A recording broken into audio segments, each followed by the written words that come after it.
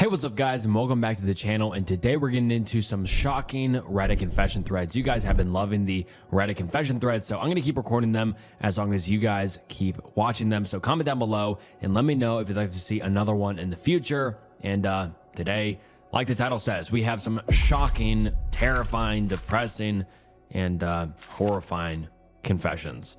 And yeah, this video will be long enough already, so I'll keep this intro short, but make sure to like the video, subscribe to the channel. And I just want to say thank you so much for stopping by and watching the channel. It means the world. And sit back, relax, and without further ado, let's get into some shocking Reddit confession threads. I left my wife because I thought she was cheating. She became a H addict. I found out she never cheated. Disclaimer: I have always been an emotional, stupid, dumbass wrecking ball of a person. I wish I could say this was out of the norm. I've been in therapy since I was 11 years old. I met my wife in 2005 in a nightclub in Lower Manhattan, and she was an amazing person, and we connected right away. We dated, then got married in 2007. I was 23, she was 25. But we were in love, and to us, it didn't really matter. We actually had a good marriage, and I loved her, and she loved me. I was shocked at how much we got along for so many years. Meanwhile, most people in relationships started to hate me almost like after 3 months. She still adored me after 7 years, but leave it up to me to screw that up completely. In 2014, I had suspicions she was cheating on me. Not strong suspicions, but she had a coworker who she was friends with who was, well, really attractive. I just thought, why be friends with this guy? She didn't often make friends with her coworkers. Why this guy specifically? Because he was hot? She was secretive about him, which made me way more suspicious. I remember one day she told me that she had a secret about him, which she would eventually tell me. I probably should have listened and understood what she said more. The hints she was dropping seem really obvious in retrospect. I didn't get any of her hints. For a bit, she got defensive over the phone. That was when I sort of began really suspecting things. One day, I checked her phone, and all I saw was him texting her saying he really needs to speak to her right now, like a bunch of texts. Also texts about inappropriate, intimate stuff. But it was really the "I need to see you now" texts, which really threw me off. I didn't even confront her. That's the worst part. I just left and went to New Mexico to go stay with my parents. I was so sure she cheated on me. Nothing could convince me otherwise. I was so hurt that I became S-word for a tiny bit. Then I went to therapy and got better. But I blocked her in every possible way I could. She had no idea why I left. My therapist kept telling me to contact her. I never listened. I actually lied to my therapist and said I did. There were some times where she called my parents and I talked to her and just said that I knew she was cheating and that I couldn't be with her, and that was that, and then I just hung up. It was too horrible and emotional, and I just wanted to put it all behind me somehow. I wanted to act as if it never happened. I didn't have the balls to deal with it. I didn't file divorce papers at that time. I never explained anything further than that. I just hung up. In 2015, I painfully reconnected with her. I never told her why I left. I felt horrible, but I also felt angry at her for cheating on me. I never wanted to know who she cheated on me with or what the situation was. I just wanted her out of my life. But when I finally connected with her, I just found an entirely new person. She was in and out of rehab. She was a pill addict. She said it started after I left her, that she had a lot of pills left over from a surgery she had. She had a knee surgery in 2013 and started taking them a lot to deal with the pain of me leaving her. Then she connected with her friend who started selling pills to her. Anyways, after a bit more of talking with her online over quite a few weeks, I eventually told her the situation as to why I thought she cheated. It was sort of this unspoken thing beforehand. I told her I didn't want her to bring it up. Then I just asked her straight up, and she told me that was her coworker, and he was gay. She hung out with him a lot, and he would often call her and text her to come over so they could talk about his problems. I checked his Facebook and he came out officially as gay in 2014. Before that, he was in the closet. Also, the inappropriate, intimate stuff they were talking about suddenly made so much sense. They were comparing the way women and men have intimate times to the way men have intimate with men. But it didn't seem obvious by the text I read. It just kind of sounded like they were planning to do intimate time with each other. In retrospect, it seemed painfully obvious, but at the time it wasn't. I just wish I didn't fucking freak out and leave. I think if I ever mentioned his name, it would have clicked for her. And she would have told me why it was just a misunderstanding. But she had zero idea why I suspected her of cheating. I left my wife, never spoke to her again, and went halfway across the country over a misspoken series of texts that I read because I was a sneaky fucking bastard and I was too emotional to even ask my wife what the problem was. I just left. I never asked her to clarify anything. She would go on to become a H addict from a pill addict. She posts sometimes about how she is 3 weeks sober, but it's never longer than that. I'm basically an alcoholic and live near my parents in Albuquerque. I have zero interest in finding a girlfriend. Instead, I have a bunch of meaningless one-night stands when I go out on weekends. I am almost always hammered and booger sugared up or Adderalled up when I go out on the weekends. I sort of have friends, but not really. They're just a bunch of alcoholics and party people in the area who I link up with on weekends. I can't be away from my parents now. They're the only people I enjoy being around. I'm just an emotionally fragile mess who feels like they completely ruined someone's life over something so stupid. I know it sounds stupid, but for the past few years, my parents are the only friends I have, and the only people I really see besides the people at my job and the woman I sleep with, who I never make connections with. I cannot help but think I will literally never get out of this. The fact that I ruined her life over this.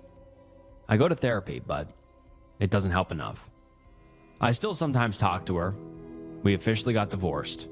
Nothing split in 2017. She is a H addict, and I am horribly depressed, so we have some relations, but I can't help but think that I ruined her life far, far more than I ruined mine. And the worst part is, the only reason I am in pain is because I ruined her life. And just, man, that's such a insane confession. Yeah, that's just a good reason to not jump to conclusions. Even one of the top comments says, "Damn, dude, I'll remember this next time I want to jump to conclusions." But wow, I mean, he just read something on his girlfriend's phone or his wife's phone.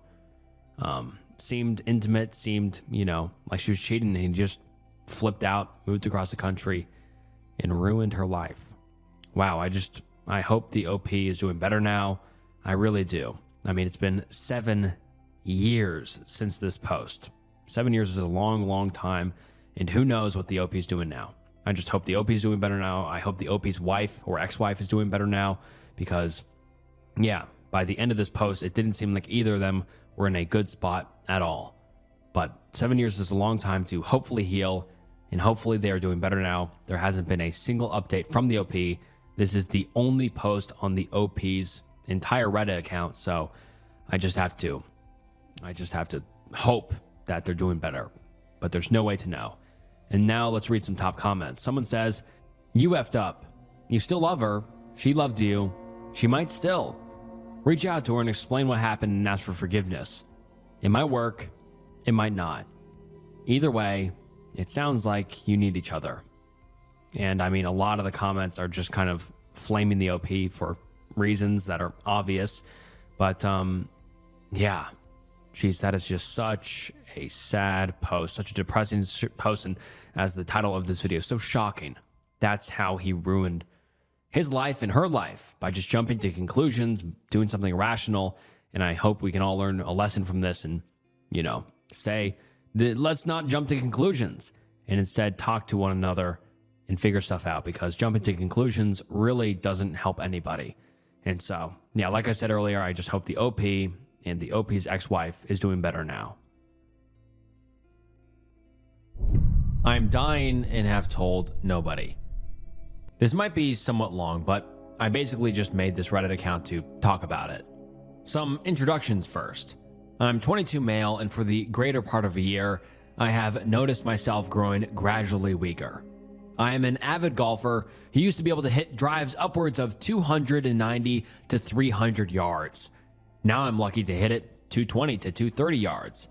In addition, I am also someone who used to enjoy jogging until multiple repetitive falls, more or less, forced me to quit. There are other symptoms that raise concern, but I won't bore anyone with the extensive details. At any rate, about 6 months I had my initial consultation with my neurologist, and he was very dismissive of my symptoms, saying they were likely caused by anxiety and to not read further into it. After some protest on my part, he agreed to perform some diagnostic testing in a few months if nothing had improved. 4 months go by, and of course, things got worse. Perplexed, my neurologist ordered an EMG, which, if you did not know, is a test which involves measuring the activity of nerves in the body through the use of needle electrodes. Sounds awful, truly was not that bad. As the test began, the technician was very amicable and talkative, but as soon as the first needle went into my arm, her demeanor changed immediately, as if any levity had suddenly been drained from her. That was the first time I began to truly worry. Upon completing the test, she immediately sent the results to my neurologist, who, that very same day, arranged for additional testing, including, but not limited to, MRI, extensive neurological exam, strength tests, and an additional EMG, the whole shebang, to be completed within the week. At any rate, following the completion of the second EMG, this time by my neurologist himself, I was summoned into his office. After jotting down some quick notes and doing some mental aerobics, he asked very politely for me to sit down. And before the words even left his mouth, I immediately knew what was going to come out. And that's essentially the story of how I went from being a perfectly normal 22-year-old to being told that I had Lou Gehrig's disease and 3 to 5 years of life left. And I just quickly looked up Lou Gehrig's disease, and apparently it's a progressive neurological disorder that attacks every nerve cell in the brain and spinal cord, causing loss of voluntary muscle control, weakness, and eventually paralysis, with death often resulting from respiratory failure, though mental function remains intact. So that is beyond terrifying. And then the OP continues saying, all things considered, I consider myself extremely fortunate that I still have most of the faculties about me for the time being. But on to the reason I made this post. Since my diagnosis, which was about 2 months ago, I have yet to tell anyone in person about it. My family and I have never been particularly close, and most of my friends are college buddies who now live close to 500 miles away. Of course, everyone is bound to find out eventually, but I would honestly be okay if they never did. The mere thought of burdening everyone as I slowly turn into furniture is almost more debilitating than the knowledge that my body is growing slightly more useless every day. I know it is the right choice to garner a support system, but it's almost as if I don't really want one. I just want to disappear, forgotten by all those who would otherwise pity my circumstances. I'm fully aware that I have no choice in the matter. This is just my way of exercising some minor control over my life before I lose control over everything else. And I mean, God, that is just so depressing and so terrifying, because with ALS, it's just a slow deterioration of your body. And it's not like, I mean, all horrible terminal diseases are like that, but like, it's just terrifying how you just slowly lose muscle function, but you remain intact in your brain, and then you just can't use your body anymore, and then you just eventually die. I mean, that is terrifying and so depressing. And now let's get into some top comments. Someone says, maybe this won't make you feel better, OP, but at the very least, knowing that you have 3 to 5 years allows you to prioritize the things you want to do in the time you have left. Young people die suddenly every day and never get the chance to think about what they would have or should have done. We're all going to die eventually. And personally, I hope I'm one of the people who gets plenty of advance warning. But of course, I'm sure it's different when you're actually in that position. Anyway, don't worry about paying back your student loans or your credit card debt or watching what you eat. Go do whatever the heck you want to do. Enjoy your freedom. And then someone replies saying 3 of those last years could be him lying in a hospital bed 24/7, unable to talk, eat, swallow, or breathe properly. The pulmonary system is the last to give in, and ALS patients often spend a long time absolutely paralyzed before actual biological death occurs. I'm really sorry to be a spoil sport here, but it could be only even a few months before he's bedbound. One of my patients had like less than a year from the initial diagnosis, weak right arm, unsteady balance, until the last stage where he/she was in a ventilator, only able to blink. It took him/her actually several years in that state to die. Jesus, man. Someone else says, unless you have a highly toxic relationship with your mother, tell her. I'm fighting back tears just thinking that it could be my son hiding something so serious from me. Mothers usually only want what is best for their children, for them to be happy and healthy. Give her the chance to be there for you. You will need help down the line. You will need someone to speak and advocate for you. Someone who only has your best interests at heart. Often that is a mother or a spouse. And yeah, that is just so sad. And the final comment I'll read is, holy shit, dude. I'm so sorry. I don't advocate S-word, but I think in that circumstance, I would live my life as well as I possibly could for as long as I could, and then get it medically assisted if at all possible. Cheers, mate. Live and love as hard as you can. I can't do much, but I'll raise a glass for you. And then the OP actually responds to this saying, as it were, one of the first things I considered post-diagnosis was S-word. Even though it is undeniably a self-centered thing to do, I can't envision myself peacefully living out my final days locked inside my own bodily prison. That, in my opinion, is nothing short of sheer torture. And yeah, that is so haunting. And this was posted 9 years ago. And it's been 9 years since the OP made a comment, so we can only assume the worst, that the OP has since passed away. Hopefully the OP lived out their final days doing what they loved. And wow, that just really hits. I mean, hits hard. I mean, it's so shocking and so sad and so depressing to be diagnosed with something, especially so young, 22. And he only found out he had a few years left to live, and the final years might not even be really living. They will be, like he said, trapped inside his bodily prison. Wow. Yeah, super sad. And I mean, the OP's name is Enter Oblivion, which we can only assume relates to death, entering the oblivion of whatever, death. I mean, yeah, that is just really sad. And rest in peace, the OP. I hope he's in a better place now. Back in the 1980s, I used to run drugs, guns, and women between 2 major cities. I did some terrible things. Ask me anything. On this, the day before Thanksgiving, I keep thinking about how blessed I am with the life I now have.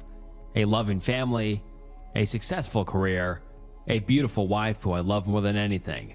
At the same time, I cringe during this time of the year when I think back to the life I used to lead.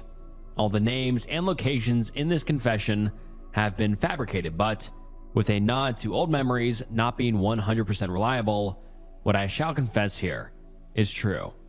Also, before I begin, let me state that I'm not proud of this period of my life. I'm absolutely ashamed about it. Out of high school, I went to work at a manufacturing plant that my father and his before him had both worked at their entire lives. I made pretty decent money and owned my first house when I was only 19, while most of my friends were working shitty jobs and living in small, shitty dorms at various universities. I thought of them as suckers at the time. But despite my decent pay, it was never enough. Enter James, a guy I only barely knew in high school. Like me, he had a fake ID and frequented a very sleazy bar/strip joint just outside of our hometown. I didn't have many friends at that point because most of them were away at university. improving their lives. I guess that's why I gravitated towards James. Eventually, we started hanging out regularly. For a time, I even let him live at my house. One day, James asked me if I'd like to make $400 cash. Who wouldn't? And all I had to do was drive a car of his from the city nearby to a city about 4 hours away. That was it. He'd even given me an extra $50 to buy a bus ticket home after, so I did it without many questions. That's how it began. Every few weeks, he'd ask me if I'd be willing to do anything. And though I knew something shady must be going on, I figured what the hell. All I had to do was drive, drop the car off at a certain address, and then catch a bus back home. Easy money, no questions asked. One day, during one of the drives, the car, which was a junker, they always were, got a flat. When I opened the trunk to get out the spare, I saw a large black duffel bag, the kind hikers used to pack up large tents, but I knew there was no tent inside. When I opened it, I was only mildly surprised to see it filled with guns. I never mentioned the flat or my discovery of the guns to James. The money was too good, and I didn't want to piss him off. But over time, we just eventually, and naturally, cut out all the bullshit. Stopped using code words. Stopped pretending I didn't know what I was doing. About a year later, I knew full well that I was transporting either guns or drugs, and usually both, every other weekend. I asked for and received a raise, $600 a trip plus expenses. I never met the people on the other end during this time. I would just drop off the car at either a house or apartment complex in the other city, then get the fuck out of there. Meanwhile, back at home, James had become my best friend. He knew how to party. He knew everyone at the local bars and strip joints. He must have gotten me laid a dozen times, and I'm talking with girls who were hot as fuck. I had serious girlfriends during this time too, but whenever I had some kind of beef with James, he'd show up at the door with some young hottie that barely spoke English. Some, I suspect, were no older than 16, but they were always very submissive and compliant, and they always showed me a good time. I knew in the back of my head that these girls were being mistreated, that they were most likely escorts, that they were basically slaves. But I ignored all my reservations. I liked having intimate time with them, and I treated them like shit because it made me feel good somehow. Eventually, James asked me to drive 3 girls to the other city and drop them off at a bar. They were transferring, he told me. I agreed. During that drive, one of them tried to escape during a stop at a rest area. She literally threw open the door and took off running as soon as I stopped the car. I chased her down, tackled her, and dragged her back to the car while she wailed in tears and blubbering things in Polish or Russian. After that, I still didn't stop. I ran the girls too, but always bound their ankles together with twine before leaving. I ran them both ways, from my city to the other and back. I still ran the drugs and guns too, and I made a lot of money in the process. Everything began to finally change for me when James had me help him start recruiting locals. I know it's horrible, but the foreign girls were easy to ignore since I never really understood them. Only 1 in 3 ever knew much English, and even then, they were usually quiet. The local girls, they weighed on my conscience. I suddenly saw them as human. One in particular begged me to bring her home, and she was as young as my little sister, so I did.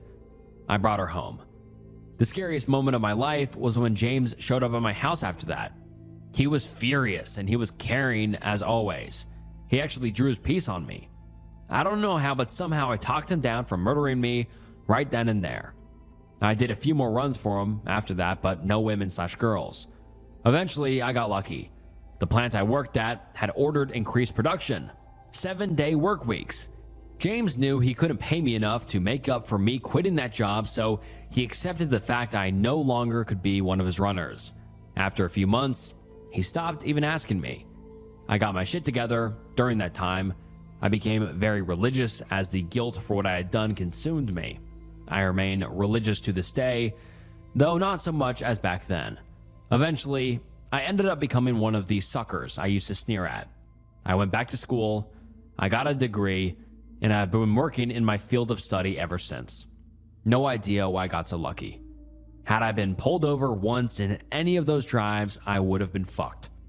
Those days will forever haunt my nightmares. When I think of those poor girls especially, my own daughters are older than some of the ones I essentially R-worded back then. To this day too. Whenever I read about a shooting in that city I brought so many guns to, I wonder if possibly one of the weapons had been delivered there by me. The drug ODs too, the lives ruined by the drugs. Jesus, help me. But you can ask me anything if you want in the meantime. And before we move on to the comments, I just want to say quickly, this is such a different confession than usual. I mean, this isn't Ask Me Anything, a drug runner, a weapon runner. This is so much different than usual. And right off the bat, I just have to say, it's great that the OP got out of it when he could and didn't stay in that life for much longer. I mean, it's horrible for what he did, but I'm glad he feels some sort of remorse for it and he feels sorry for what he did and is hopefully doing better now or trying to give back to his community or do something because, yeah, that life usually doesn't leave a lot of people. But anyways, let's get into some comments. Someone asks, saying, I know this is hypothetical, but if the plant hadn't increased production or if he matched the money, would you have stayed in? Was it just this that made you stop? Or were you leaning towards getting out already? And then the OP responds saying, if the plant hadn't increased the production, I would probably have tried to find a way to get out anyway. I was almost entirely clean of drugs at this point, and the guilt of what I had been doing, combined with my realization that I was risking my life and freedom, had me thinking of ways to get out. But James was a scary man when he wanted to be. I had seen it. I knew I couldn't just go to him and say I wanted out. The increased production gave me the perfect excuse. While he was pissed about it, James just told me I had to do what I had to do. If he had promised to match the money, I'd still have tried to get out, but it would have been more tempting to stay in probably because that work was a lot easier and I was still struggling with my sobriety. Someone else says, do you know what happened to James? Where is he now? And then the OP responds saying, James ended up moving for reasons I don't know. The last communication I ever received from him was a letter asking me if I'd be interested in joining him in a new business venture. I never replied to that letter. Years later, I found out he died from an OD. According to the Social Security Death Index, he died half a country away shortly after he sent me that letter. And then the commenter replies saying, sad stuff, man. Glad you got out of it and turned your life around. And then the OP responds saying, thanks. The really hard thing is looking into my past and seeing such evil. I can blame the drugs and my youth and the appeal of money, but at the end of the day, I know I was just an evil son of a bitch. Those girls. I think about those girls all the time. I often wonder what they're doing now, if they ever escaped. But I can't find out because I never knew their names. I wish we had never adopted this kid. My wife and I had been trying for a couple of years to have our own kids, but we found out we could not. So we went the way we had talked about many times before and went through adoption because, hey, every kid needs a home, right? That's when we came across our now adopted son, Nate. Names changed, of course. Nate was the son of a horrible mom who fucked who she could for drugs, money, etc. His biological father had some sense and convinced mom to put all three of her kids. Nate was the only one of his. The other two, a brother and sister, were from unknown/different fathers. She agreed. And that was when Nate was about 6. He was technically removed due to deplorable living conditions and abuse, but she didn't fight to keep him. We met him for the first time last year. I was sketchy on him. He appeared to have ADHD. Not a deal breaker, but wouldn't have been my first choice.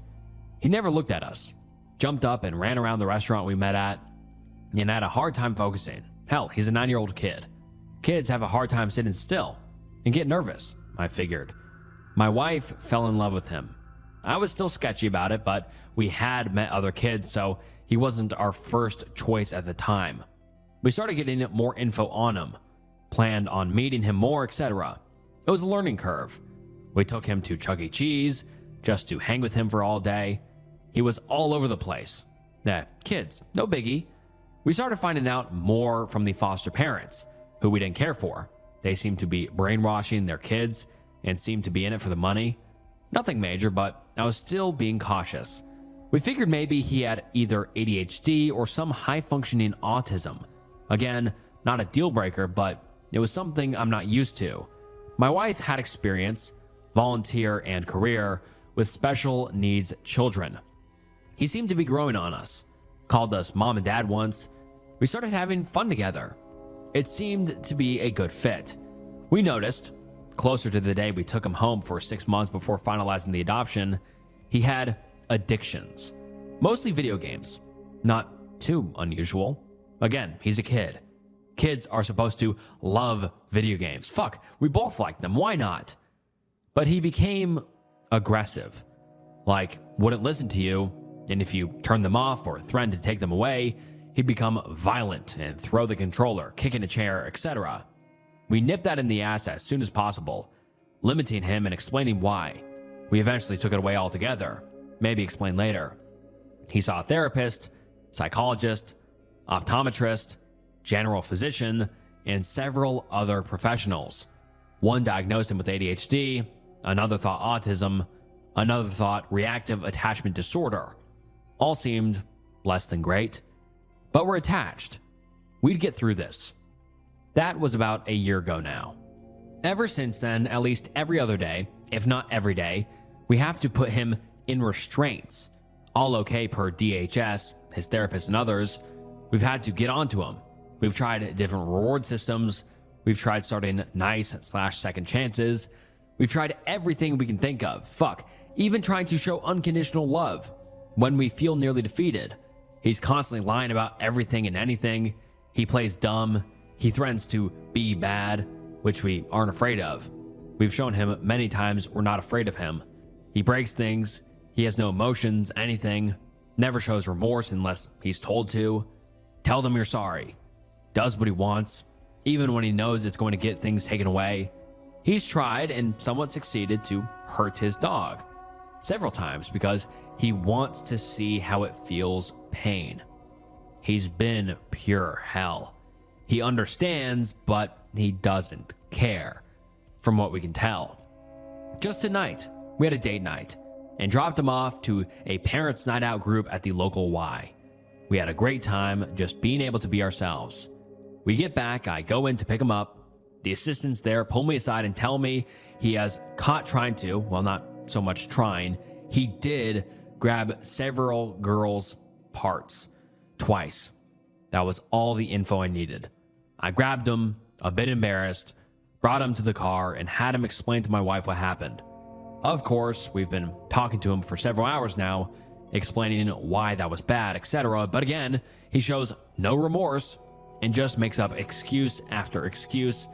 Long story short, he wanted to, and so he did. After everything we've been through, I honestly regret adopting him. I don't know if I'd adopt again if I was given the chance. Even if given the chance to go back in time and change my mind on him and switch to another kid, I don't think I would. We'd be much happier without him, or any other child in our home. I wish Nate had never come into our lives, and I'm pretty sure my wife wishes the exact same thing. And now let's get into some comments, and boy, these comments are honest and harsh. Let's get into it. Give him back to the state. It's not worth it to keep him. He has had a shitty life, but he is clearly beyond your means and abilities. It's sad, but it has to be done for your sanity and quality of life. And then someone replies saying, seconded. Things don't work out. I feel like OP and Mrs. OP were rushed into this decision. This kid was born addicted to whatever the fuck his biological mom was on, and now you have the deranged juvenile running your house. Has OP talked to wife about giving him back? And then someone replies saying thirded. Might even be good for the child. If it's clearly not working out here, perhaps he can have a chance with someone else. And then someone else says, when you said reactive attachment disorder, I knew you were effed. That is one thing that is just going to totally psychologically destroy a person for life. You see, plenty of adults that have ADHD and high-functioning autism make it and do fine in life, but I have never heard of a story of someone with reactive attachment disorder being anything other than a complete psychological disaster. The main stories I have heard are of severely neglected children from Russian orphanages who are complete demon children. I hate to say this, but he will probably get violent towards you at some point. And that is kind of the general consensus. Everybody is saying he's kind of a lost cause, especially for the OP and Mrs. OP here, because I think it's just they're in over their heads. They can't, not fix, but they can't help someone like this. They just aren't a specialist at all. And this kid was just given to him at this state, and it's kind of hard to fix that for just adopted parents. And the OP has made no new updates on the profile or on the OP's profile, so we don't know what happened. But everybody in the comments was being very, very honest and very, very grim. They're saying that they can't really help him, and he seems to be a lost cause almost, and to just give him back to the state. And I'm really curious to hear what you guys think about this one. If you guys have any thoughts, please drop them down below. I'm curious to hear if you guys think these Reddit comments are being too harsh, or if they're being honest and there really is no fixing Nate. But hopefully Nate's doing better now. Hopefully the OP and the OP's wife is doing better now. And I'm just really curious what happened with this situation, but we have received no updates. I'm waiting for my brother to either commit S-word or get his life together. Today, my younger brother turned 21. No party, no celebration. He refused to read his birthday card from our grandma. He did not even want to blow out the candles on his cake. Ever since I was about 12, I knew my parents were failing him. He was a hyperactive kid, so they pumped him full of ADHD medication, which gave him insomnia and anxiety. So they put him on anxiety meds and sleeping pills, which made him depressed. So they put him on antidepressants, all before age 10. He was given a computer at a young age and was completely addicted immediately. My parents set no boundaries in terms of usage, so he would play all day, every day, sometimes late into the night before school. As you can imagine, this resulted in him becoming antisocial, ruined his grades, and prevented him from participating in any meaningful activities like sports or clubs. I would get into screaming matches with my mother over the fact that she needed to take the computer away from him. Then our other family members started expressing concern. Then teachers. Our parents did nothing. Later, he was diagnosed with celiac disease, which explained his difficulty concentrating and other problems he had been experiencing. My parents provided him with gluten-free food for about 6 months before giving up. It was all too hard. Pathetic, I know. So he has now been eating gluten as a known celiac for the past 6 years. I've had a million discussions with him and my family about how much damage this causes, and they pretend to care but are too lazy to do anything about it. I tried providing education. I tried giving meal ideas and grocery lists. I tried cooking gluten-free meals for the family. They do not change. As I became an adult, I would speak to other family members and family friends who agreed that what my parents were doing was wrong. They would agree that he needed the computer taken away, that he needed to be disciplined, and that he needed to stop eating gluten. At that point, so much damage had been done, and he ended up dropping out of high school 8 months from graduation. His reason? Our mother couldn't drive him, and he didn't like walking to school. My brother is not an idiot. My parents are both well-educated and intelligent people. Why they have made these choices, I can only assume, is to avoid temporary discomfort. He has been to so many psychologists and nothing has helped. One psych refused to continue seeing him because he was refusing to accept help. Over the years, he had expressed how depressed he is, but seems to have no desire to be helped. He has threatened S-word a dozen times, but never acted on it. When he does this, I urge my parents to take him to the hospital, to call an ambulance, but then he is suddenly all better. He uses S-word as a threat to get what he wants for them, and they don't see it. I know the way I'm thinking might sound extremely harsh, but truly, I feel at this point he either does a complete 360 or simply commits S-word. Sadly, the latter is more likely to happen. I have exhausted all my options. He is unemployed and will not apply for jobs. He does not want to try any new hobbies.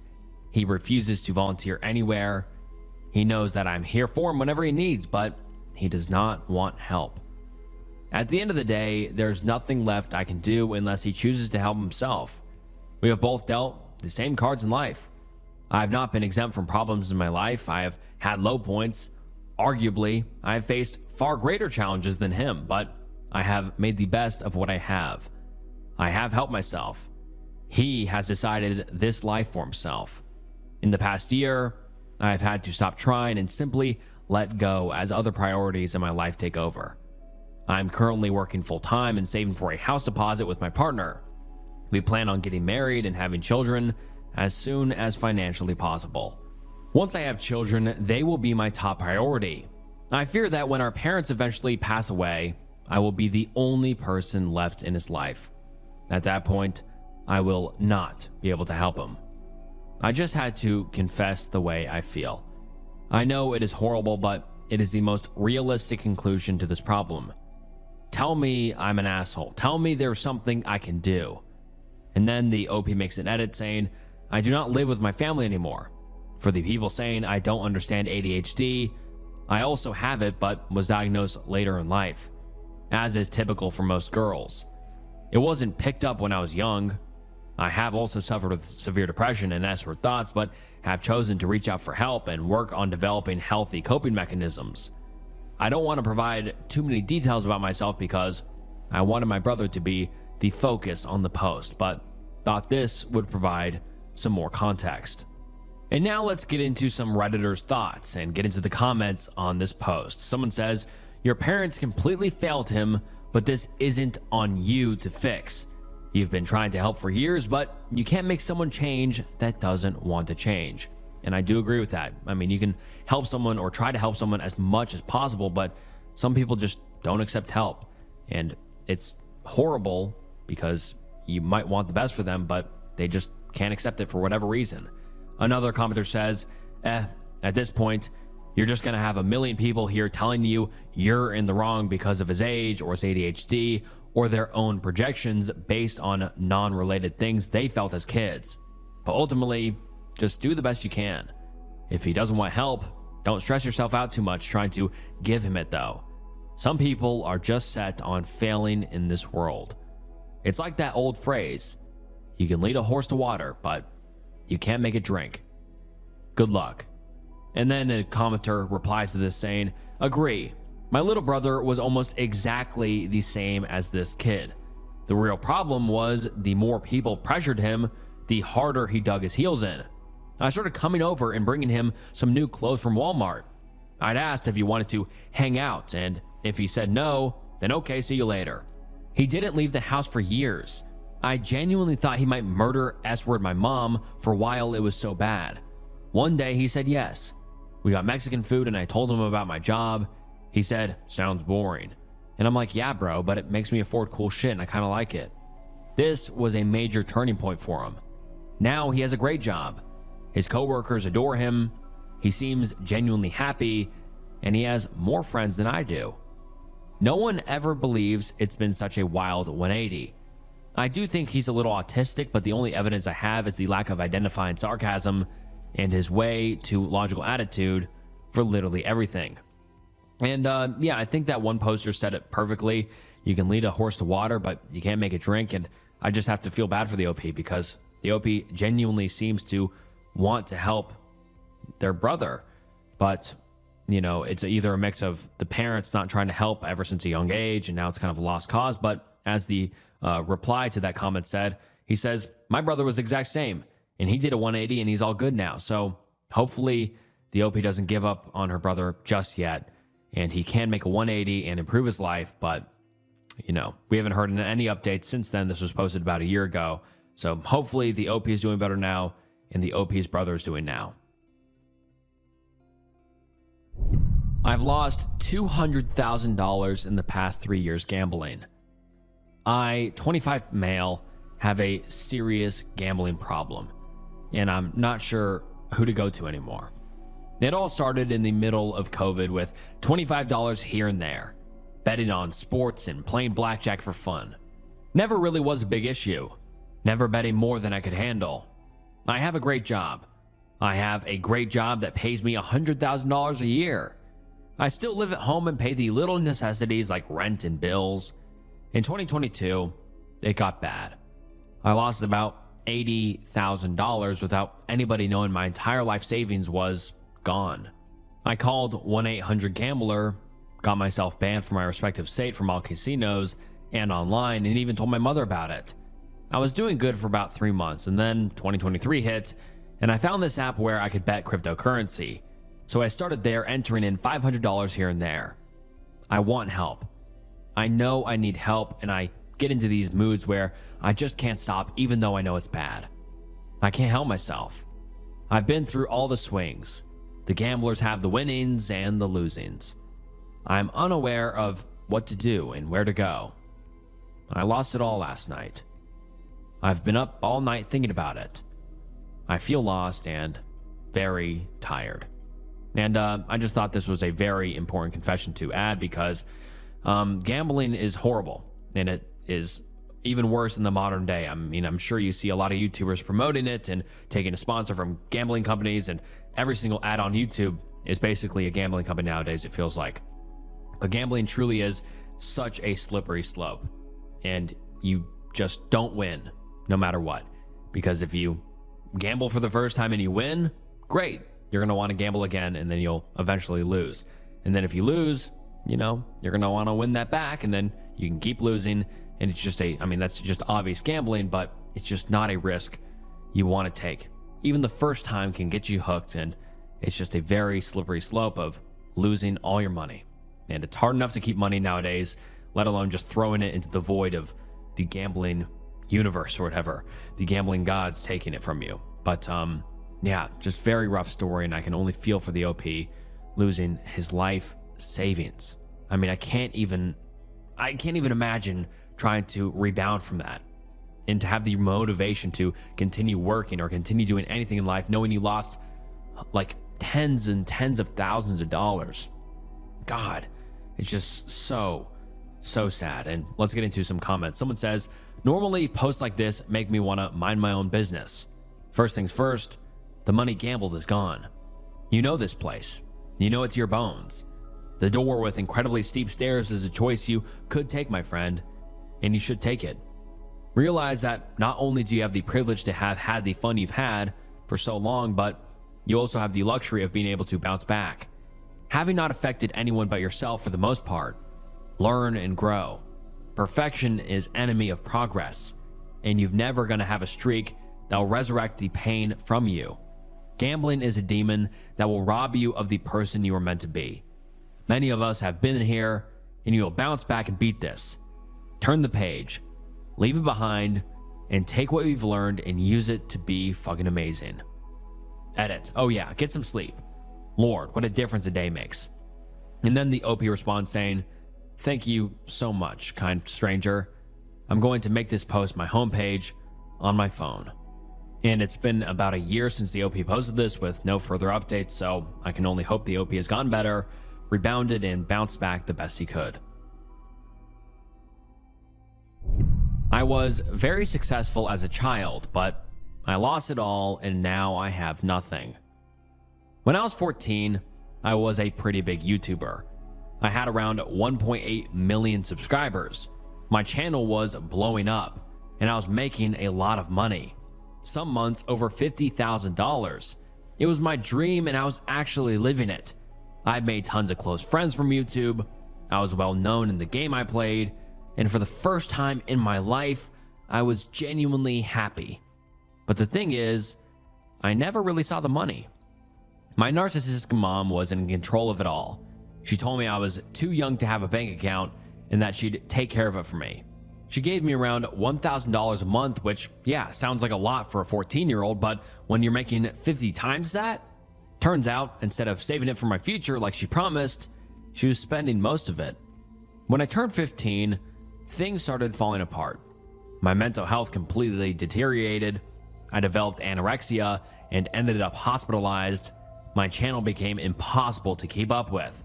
I stopped posting for almost a year, and everything I built just started to disappear.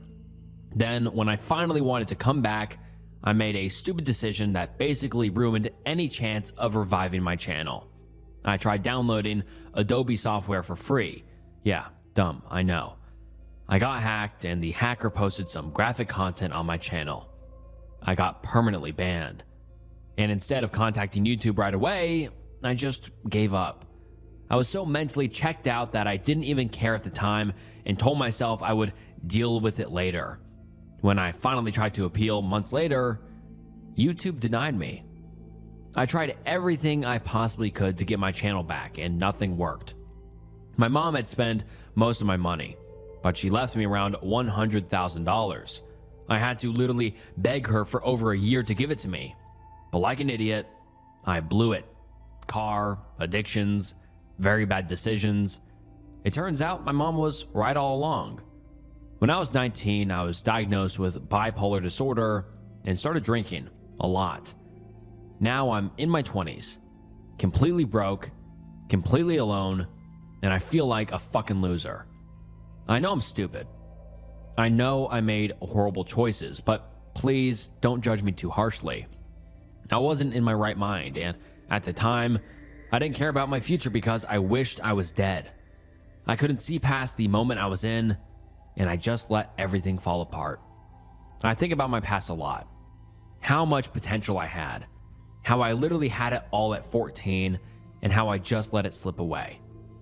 I don't know how to move on from it. I peaked as a teenager, and now I have nothing. If anyone's ever recovered from throwing their life away, I'd really love to hear now. Because right now, I don't see a way forward. And now let's get into some comments. Someone says, if you could be that successful at 14, you can do it again in your 20s.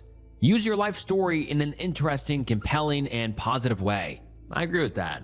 Someone else says, hi OP, I had 7 million followers on my channel. Got hacked, too, I'm from Philippines, and I thought my life was over. But I didn't give up. I moved on, graduated college, and continued with my life. Yes, we had some good followers before, but life goes on. It doesn't stop just because we lost that channel. I have my own family now, and also started my channel from the 0 followers to almost 4 million followers right now. I also bought multiple properties because of that channel. Had 500 million plus views last year, 2024. I created my channel when I was 16, got hacked when I was 19. I'm now 26 years old. It was tough to deal with, for real, but promise it will be worth it. Just keep going. And yeah, I mean, that's what a lot of the comments say. Just keep going. You can turn it around. It can get better. And I have to agree. I mean, I have a channel that's pretty successful, but I haven't gone through anything of what the OP is mentioning with her mother stealing all the money. I mean, I can't imagine. That's so tragic. And I just hope the OP can learn and move on. It's very unfortunate the OP blew the $100,000 because that could have been a great starting point for starting another business or just investing it or just saving it or as a great, emergency fund or whatever. But it's unfortunate she blew it. And I just have to say, get up, keep going, keep moving on because, yeah, 20 is still very young and you have a lot of life to live. You don't need to give up now, and you didn't peak at 14. Your peak is still in the future. On to the next one. I hit rock bottom last night after years of gambling. I really need to get this off my chest and hear from others who've been through it. Hey everyone. I'm 22 years old and I've been gambling since I was 18.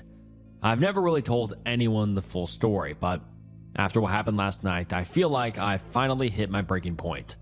It all started when I first went to the casino with my friends at 18. I put down $50 and somehow walked out with $1,000. The next day, I did the same thing, another $50 into $1,000 on roulette. At that age, that kind of win felt unreal. I got hooked. For a while, it didn't seem that bad. I'd go maybe once every week or two with my mates, only spending around $50 each time. I was working at a Korean barbecue place, so I always had a bit of spare cash to play with, but over the years, it started to spiral. When I was 19, I got into sports betting, and that's when things got really bad. I lost every single dollar I'd saved for a trip to Asia. The trip was only a few months away, and I had to pick up another job just to make sure I didn't disappoint my girlfriend. That guilt and stress nearly broke me. I told myself I'd learned my lesson, And for a while, I stopped. I went a few months clean and built my savings back up around $6,000. But, of course, the moment I felt safe again, I went back. I started winning again at first, and that false sense of control came flooding back in. Then, last night happened. I lost everything. Around $14,000. That was all the money I had saved. I work in support worker now, and I'm at a point where I barely have enough left for fuel. I'm so depressed and full of regret. I keep replaying every moment, wishing I could go back and make different choices. What makes it even harder is pretending everything's okay. Having to smile in front of my girlfriend when all I feel is guilt and shame. Trying to hang out with friends and act like I'm fine when deep down, I feel completely empty. It's exhausting trying to keep up with the act when all I want to do is disappear for a while. I know I'm still young and that I can rebuild, but right now, it just feels unbearable. I don't want to hide anymore. I don't want to keep living in this cycle of losing, rebuilding, and destroying myself again. If anyone out there has gone through something similar, how did you recover? How did you rebuild your finances and your mental health after hitting rock bottom?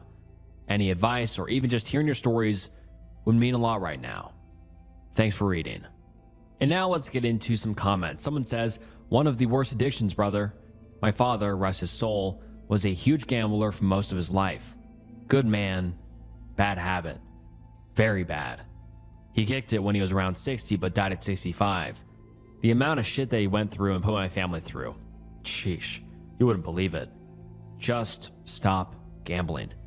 And go to Gamblers Anonymous if you need to. It helped Pop. Someone else comments saying, since almost nobody here is giving you actual advice, let me do it. You lost $14,000, which is a lot of money. It's so much money that you feel like you hit rock bottom and probably feel a lot of sadness, anger, guilt, and shame towards yourself in this whole situation. You can't undo the damage that you've done to your own mental health and financial situation, but here's what you can do. Learn from it. It's the least you can do, and here's how. Number one, start sharing. Start talking about what happened with people you trust with your life, parents, girlfriends, siblings, close friends. This will help you with your mental health and clarity, which you need to start rebuilding. And that's what I always say in these videos. Whenever you guys comment or email me with confessions or, you're struggling with something, I always tell you guys, please talk to somebody because it does make it better. And then the commenter says, number two, look for professional help. You're an addict and you need to protect yourself from yourself. This is not something an addict can do by themselves. So you need help and guidance. You don't have to do this by yourself, and realizing that will make you feel so much lighter. Number three, start financial rebuilding. Financial stress is horrible. Once you start saving money again, you'll feel proud and happy. It's a present and it means you're back on track. Go to meetings and keep talking to your loved ones, especially when you feel some kind of urge. Make yourself proud.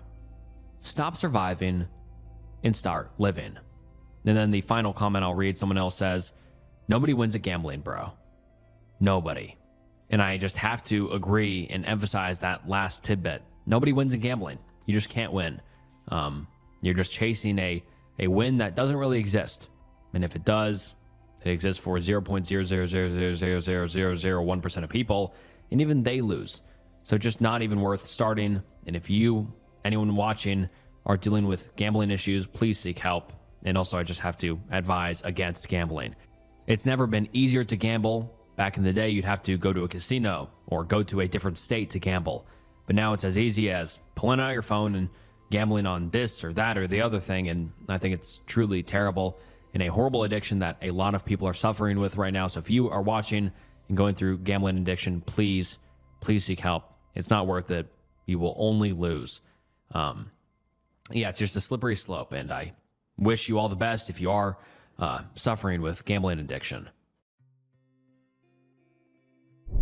I took some Benadryl and it has forever completely changed me. I should have known I'd end up here. What started as a way to sleep a little easier turned into something that's taken over my life. I started taking Benadryl a while ago just to help knock me out. But over time, it stopped being about sleep. I started taking more and more.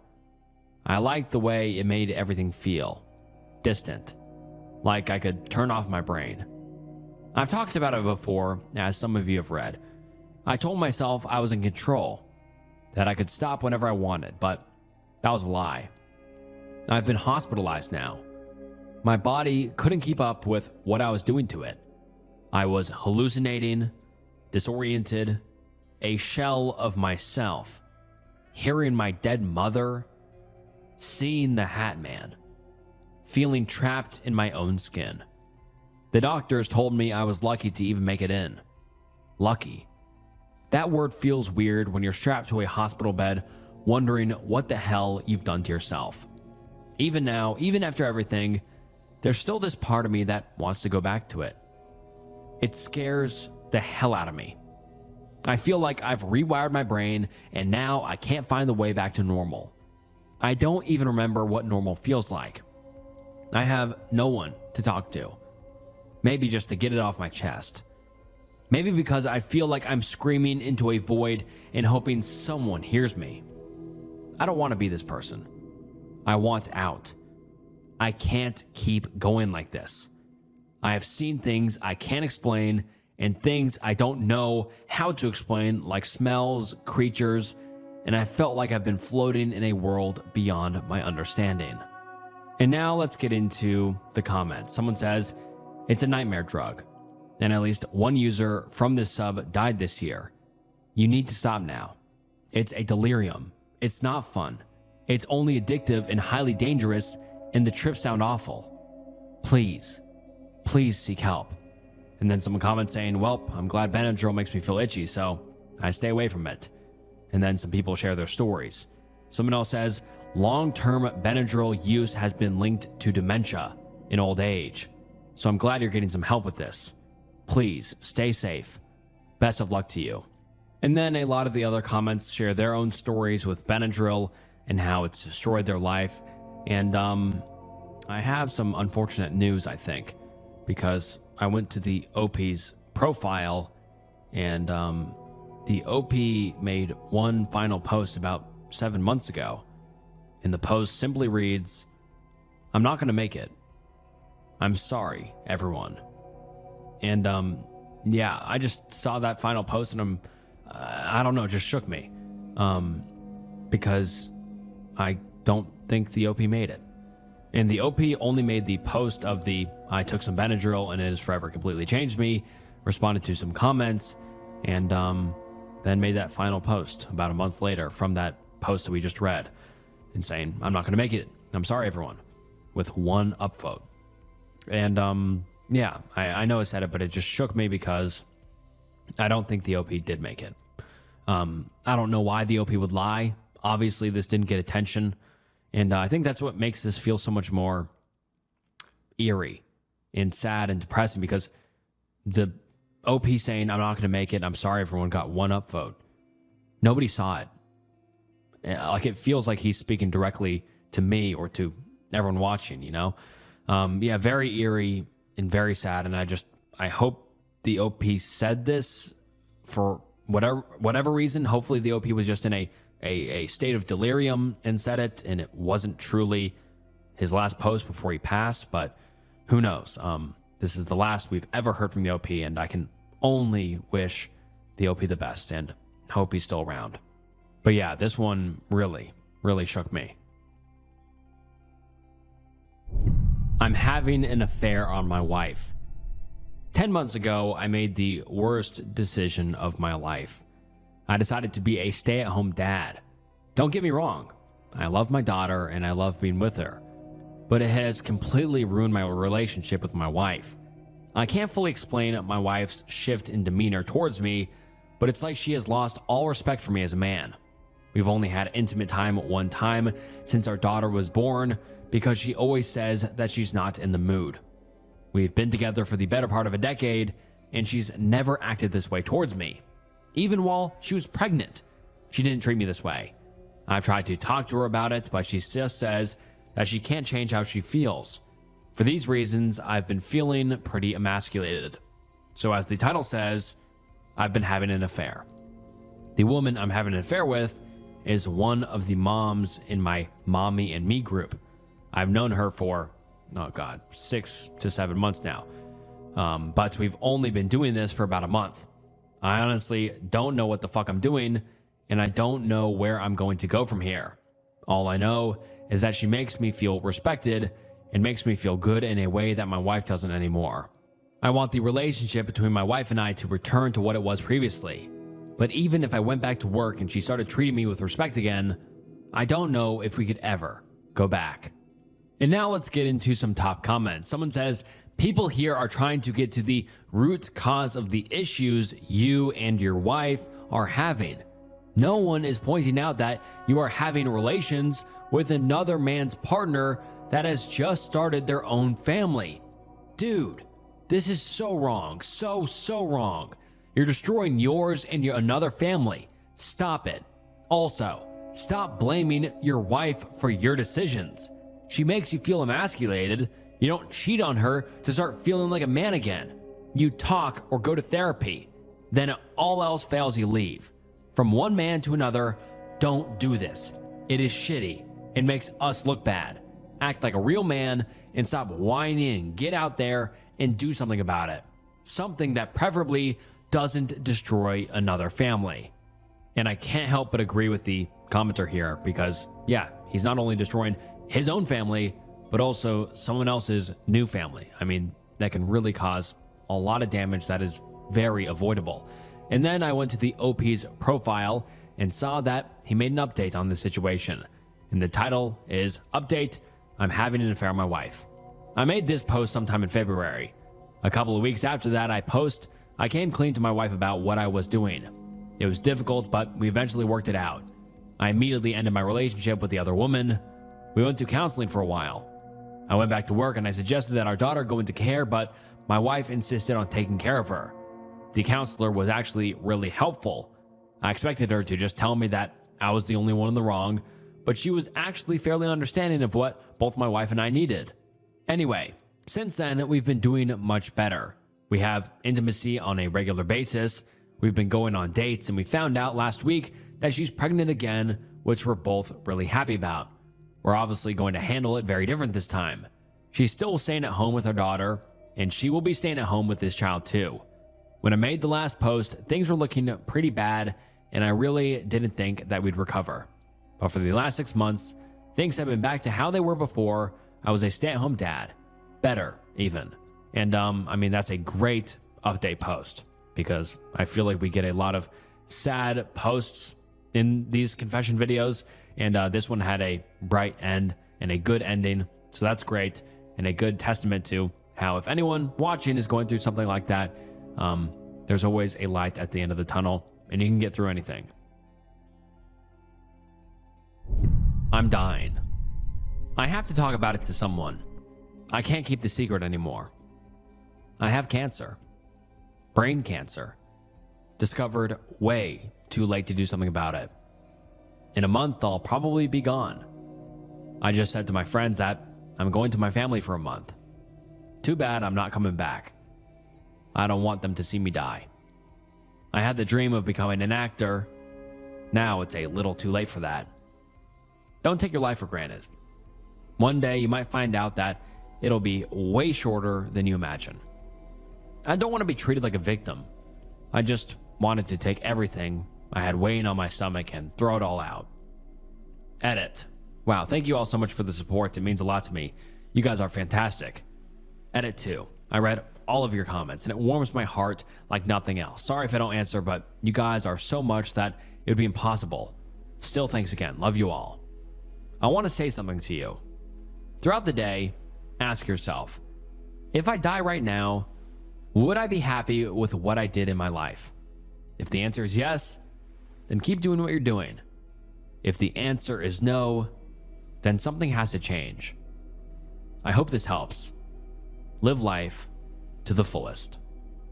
And unfortunately, this post was posted 9 years ago, so we can only assume that the OP has long since passed, but I hope the OP had a great final time living and had a great last few months or last month with his family and friends, hopefully.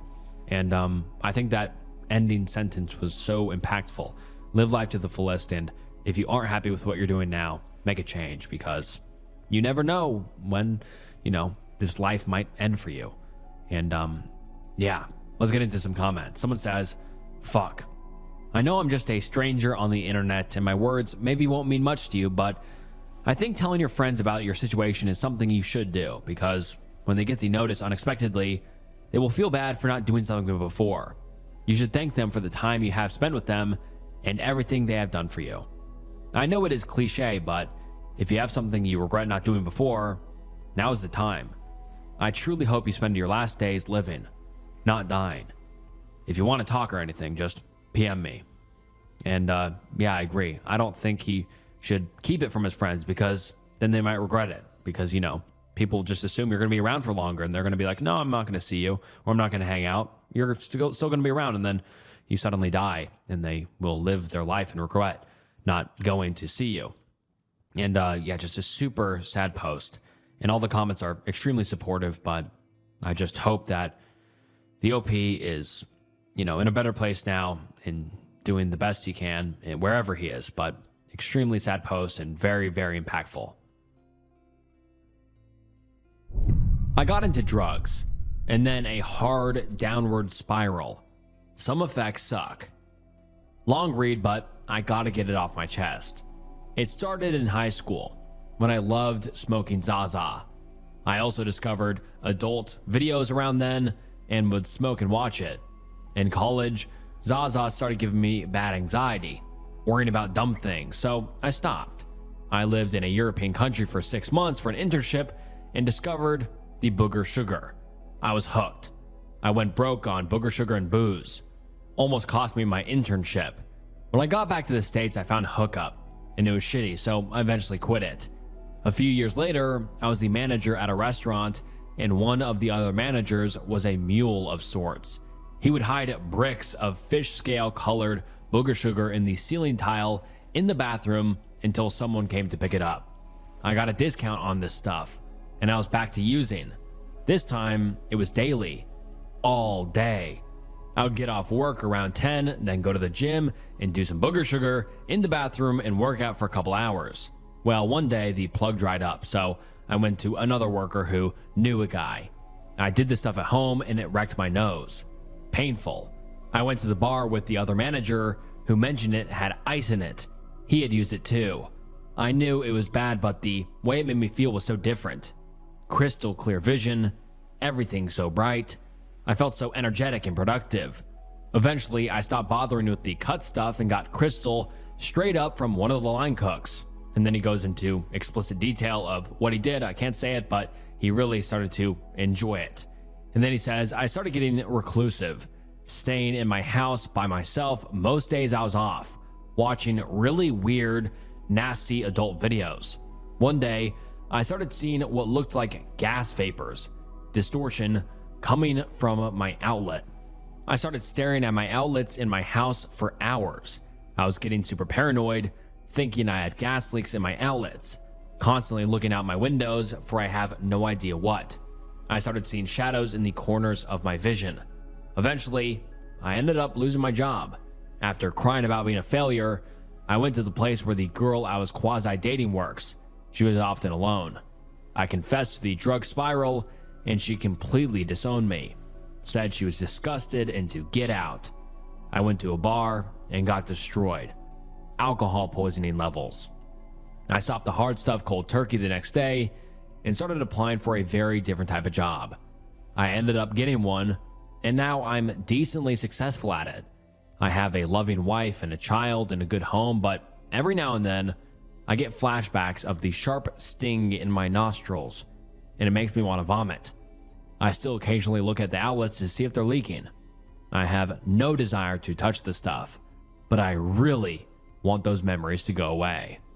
And now, at this point in this video, this story is once again a great reminder that addiction is a slippery slope, and what might start as an innocent addiction to one thing or an innocent pastime can then spiral and ruin your life and ruin your health and everything. So just another great reminder. And let's get into some comments. Someone says, the memories are important. If you didn't have them, you wouldn't know not to go there. It sounds like you are adventurous and like to figure out life for yourself, and even more so when you were young. Just take them as a chapter in your life. Been there, done that, don't need to go back. Also, at least now you'll be on top of it if there's an electrical fire. And then the Opie responds saying, I tried to remind myself that the memories of how horrid it was is what's keeping me on track. I still like to drink, but I'll keep that as my vice as it's under control. The electrical fire comment got me laughing. And yeah, everyone just collectively says, I'm glad he made it to the other side. I'm glad the addiction didn't get you, because for a lot of people, you know, once you get to that hard stuff, it is very, very hard to get out and turn your life around. But it sounds like he's doing great now. I hope the OP is doing well. He's still active on his profile, so hopefully he's doing well. If you see this video, reach out, and I hope you're doing well. And yeah, just anyone watching, I hope this is a good reminder to keep control of your addictions and be very, very careful of what you let into your life. I once played pedestrian chicken while driving back when I used to be a drug addict. I've been clean from pills for over 3 years now. However, at the peak of my addiction, about 6 or 7 years ago, I would mix heavy doses of multiple pills combined with alcohol and Zaza, then go out driving. One time, I was messed up driving around with my friend, and I started purposefully veering towards pedestrians, like families pushing prams, old couples, runners, etc., walking on the footpath. And then at the last moment, when I got real close, I would quickly turn away and straighten up in the lane. I guess the intention was to freak them out and get a reaction, which of course it did.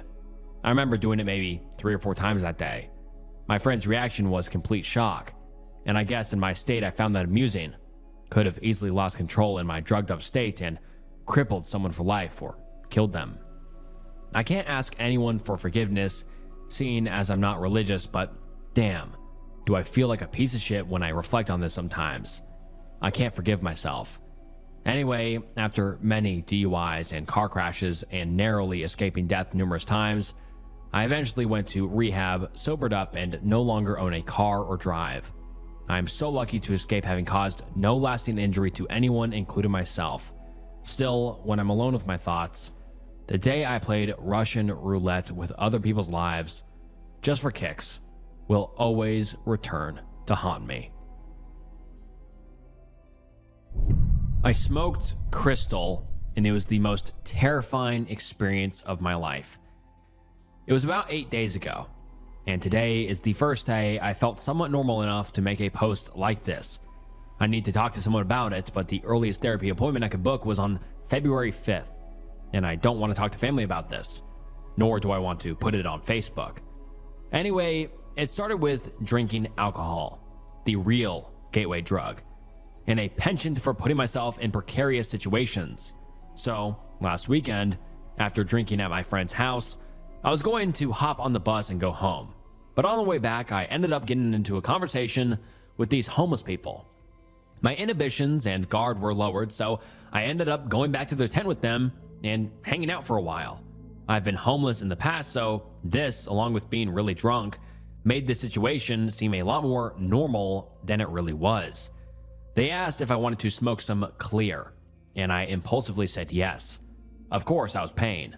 When we got back in the tent and the crystal was in the pipe, we smoked it, and I smoked probably way more than a first-time user would usually smoke. Besides 2 or 3 hours of feeling pretty nice, the whole thing was fucking horrific. First things first, I was hot as fuck, and the foulest, most unnatural sweaty smell was emanating from my body. But no matter how much deodorant or soap I used, nothing could make me smell better. Secondly, the feeling never seemed to ever wear off. And I don't mean in a good way. The fun part is over very quickly. After that, you become like a rat in a cage, just a slave to your impulses and what the crystal does to you. And the amount I smoked kept me up for over 3 days, and I was actually trying to go to bed. I took Tylenol PM and everything. I spent the first 12 hours with an insanely unnatural, intimate drive. And I even hired a lady of the night to be with, but I was tweaking too hard to even calm down, and I couldn't get bricked. So I ended up just getting a hotel and snooking it a lot. But I couldn't even enjoy that because that's when the psychosis kicked in. By this point, I hadn't really slept, so I started having auditory and visual hallucinations, like hearing sirens and imagining that there were people outside my hotel window. I probably spent like 12 hours peeking out of the window blinds, looking for cops or people who might be coming to kill me. And people, I shit you not, this is not like weed paranoia or any other kind of hallucinations you've ever had. I literally thought there were people outside my window. I even called the hotel front desk twice to ask them to tell the people to stop gathering outside my window. And I felt so fucking dumb and confused when the guy came out and checked and told me there were no people there. That was more or less the story of the next couple of days. I was feeling progressively worse and worse and just wanting more than anything to no longer have crystal in my system. But the paranoia and hallucinations were still going strong. I was tweaking and jerking my head around every time I thought I heard a siren or someone walking behind me, and probably looked crazy as fuck to people on the street. It got to the point where I was losing touch with reality, and I had no clue if I was imagining conversations or if they were really happening. I kept hoping that it wasn't permanent and that it'd be okay after the crystal wore off. Luckily, that seems to be the case.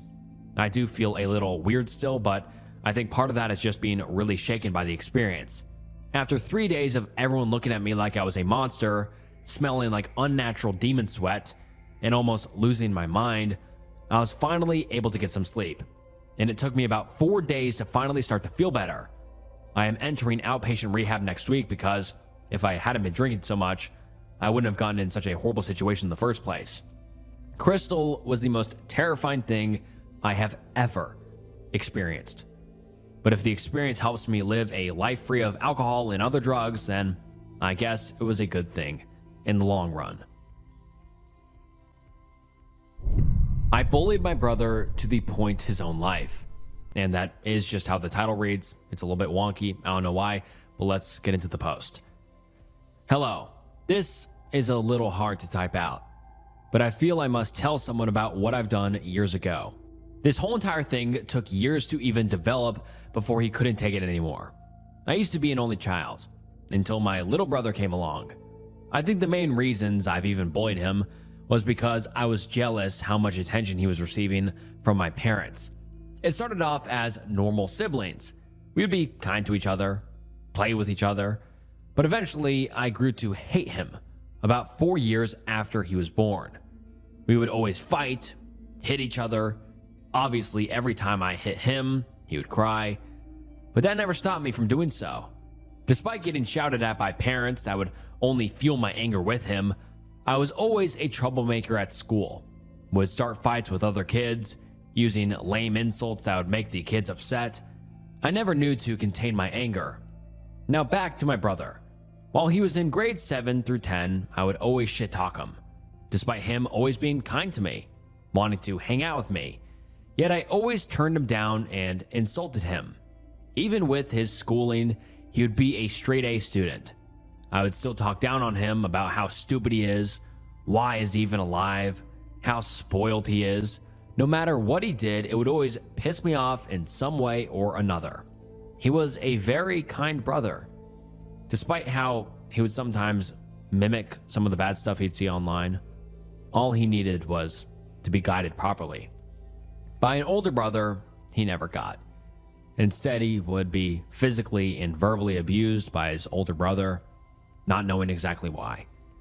But before he could even get the chance to graduate high school and go to college, he ended up committing S-word. Family and friends never knew why, but obviously I did. It never sunk in what I caused until a month after, when we were at his funeral. Years has passed since the incident, and I still cry thinking about the way I treated him. It pains me very much to even type this out. Always frustrated at what I've done in the past. Took away a life of a wonderful little brother. Took away his future before we even became proper siblings. I'll never see him grow up anymore. nor will anything I do atone for my actions. I will carry this burden that I've brought upon myself until the day I die. I'm sorry for what I've done.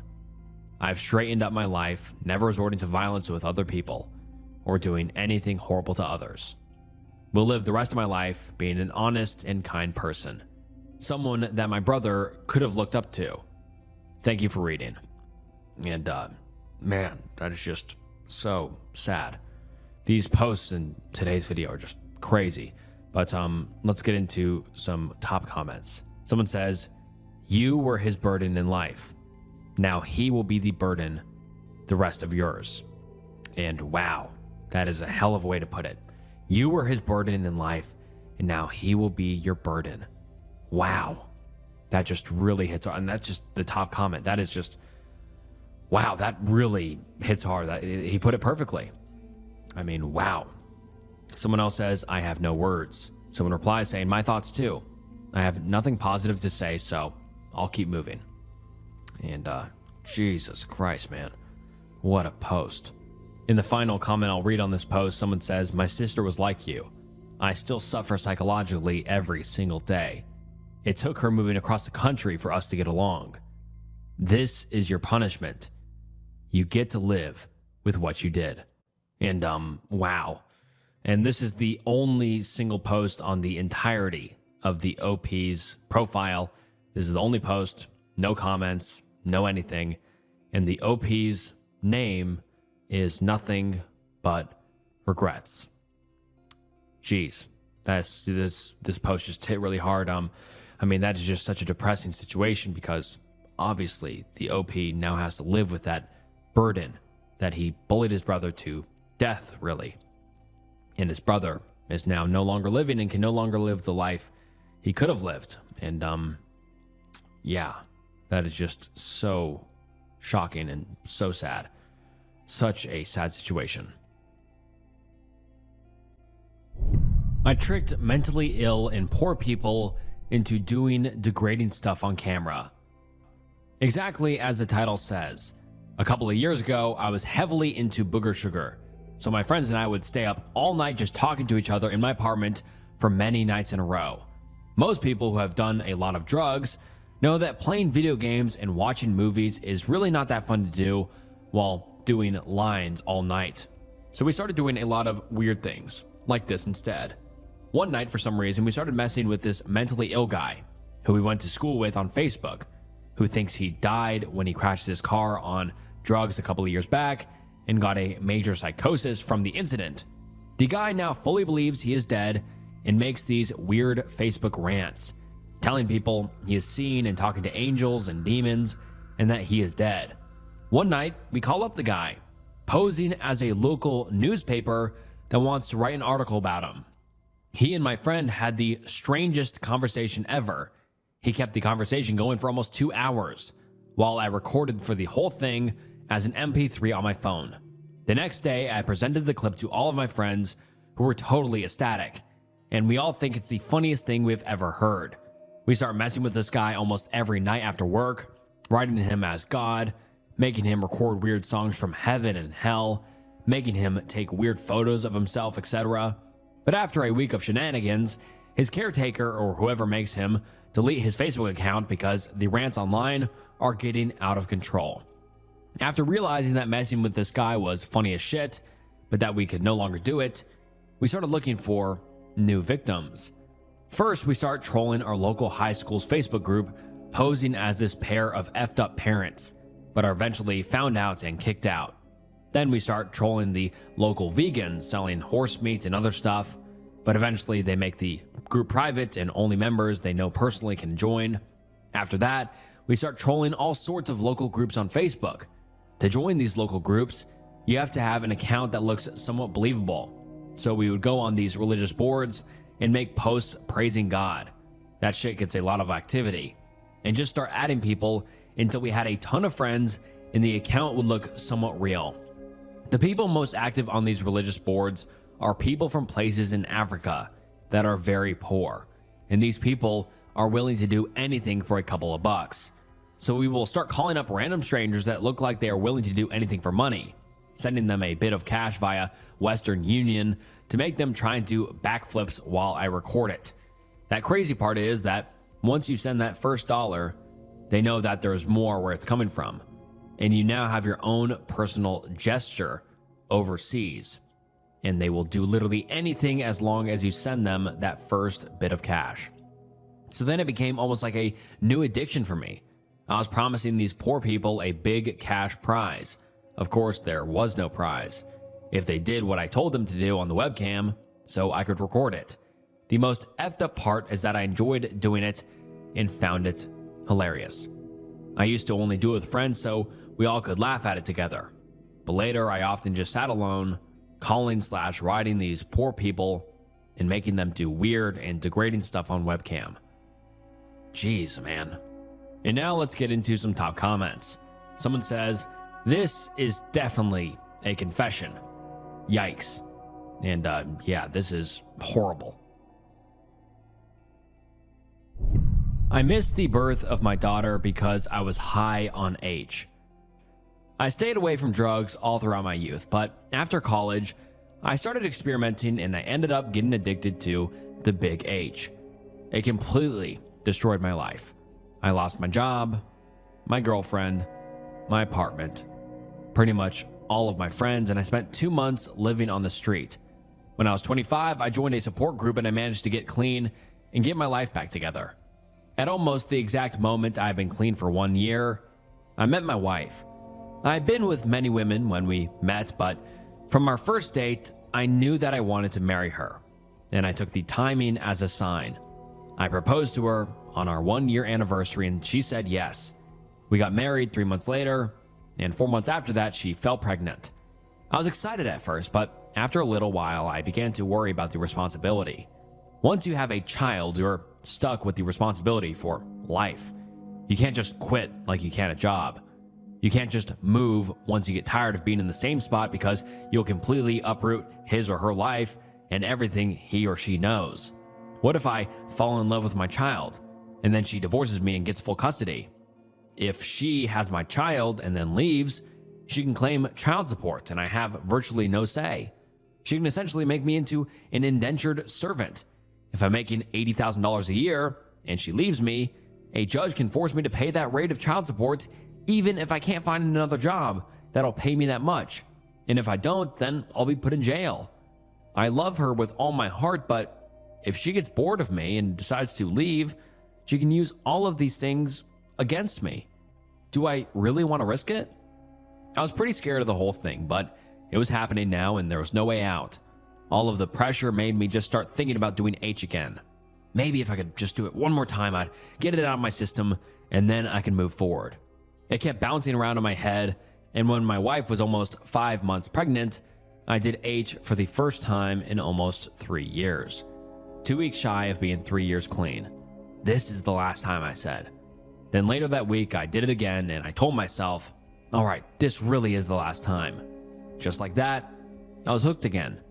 She noticed that I was acting weird, but she knew that I was really nervous about having a child, so she gave me space. When she was about 30 weeks pregnant, she went into labor. She had been having contractions most of the night, but her doctor said not to worry.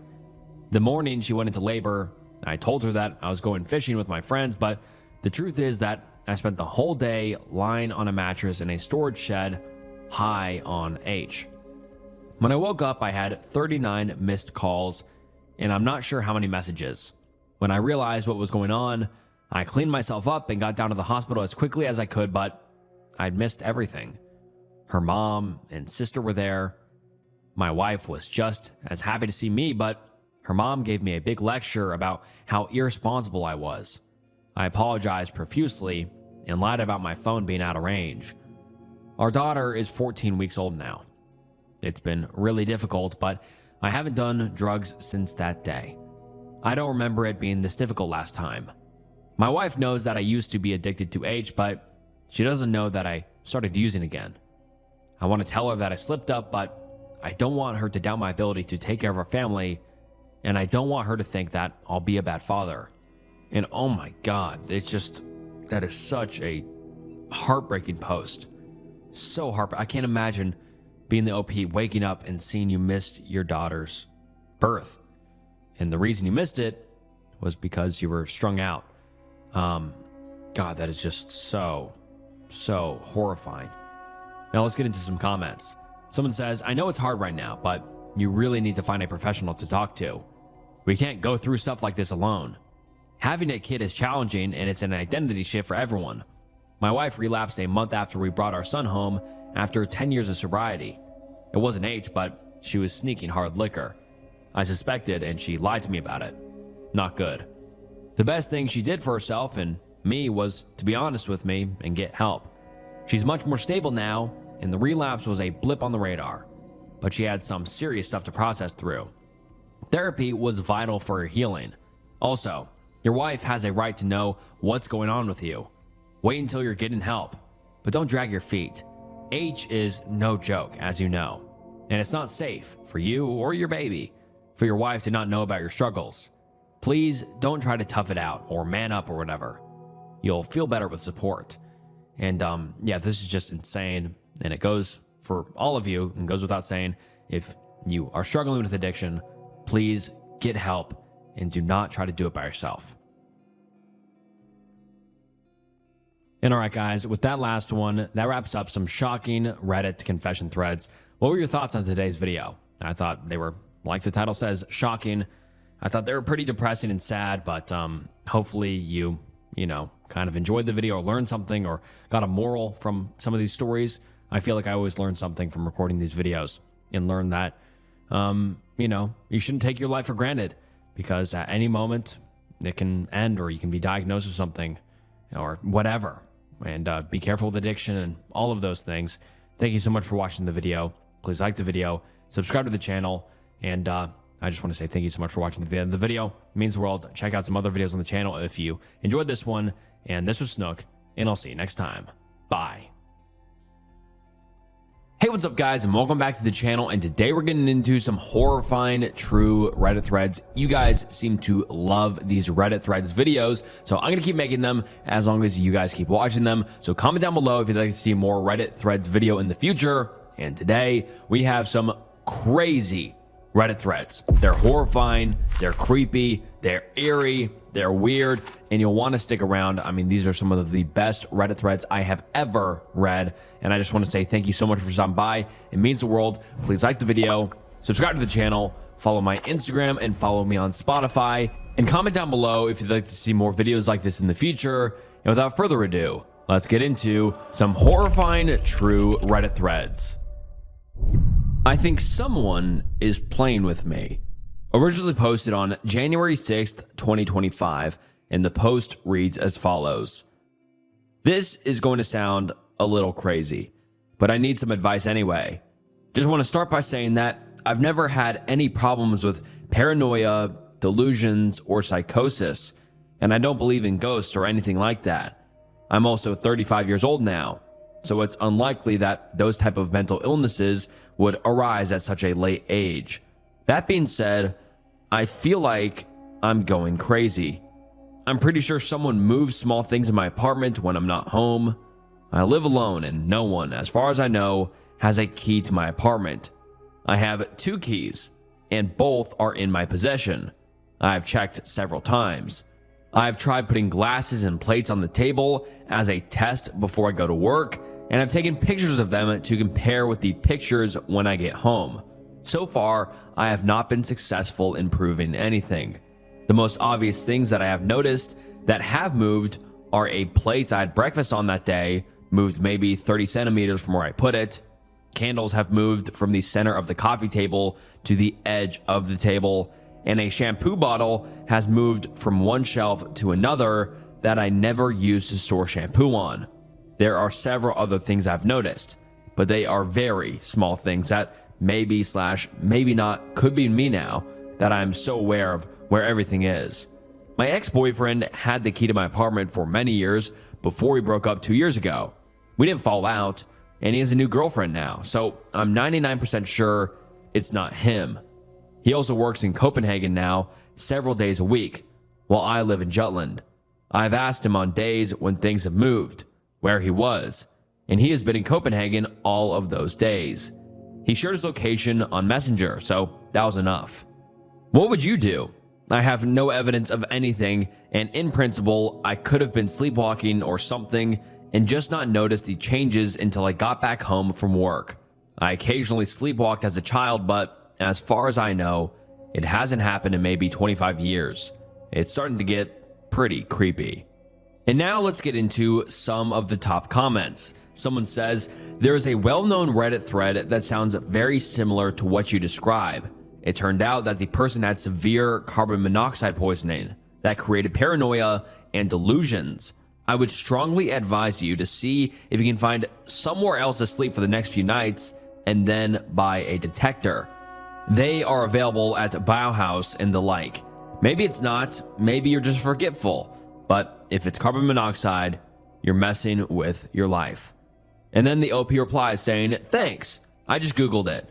I'm staying with my parents tonight and then I'll buy a carbon monoxide detector tomorrow, just in case. And then someone else replies to the OP saying, if that doesn't work, then you can buy a wildlife camera and set it up. It takes pictures when there's movement, so you can see if you are doing it in your sleep or what. And then the OP gives us an update on January 22nd, 2025, saying, update, hi again everyone. A lot has happened since I wrote the post. I figured out what's up with the situation. I bought 2 cameras and set one up in the living room / kitchen and one in the entrance hall. It turns out my apartment actually has 3 keys and not 2, as I thought. My neighbor, also 35 years old, apparently looked after the previous tenant's cat occasionally and had a key to their apartment. She didn't return it after they moved out, or what is now my apartment. We were pretty good friends to start with when I moved in, but she became more and more clingy to the extent that she would call up to 15 times a day and talk for over 4 hours in total per day. I couldn't even leave the apartment without her wanting to know where I was going. And she would get angry if I didn't respond immediately to her messages, if I was asleep or busy. There was so much drama surrounding her that I couldn't take it anymore and chose to completely cut off contact. She has respected that for the most part, I thought. It turns out that she had let herself into my apartment and gone through my cupboards and drawers, and apparently deliberately moved my things around to make me paranoid.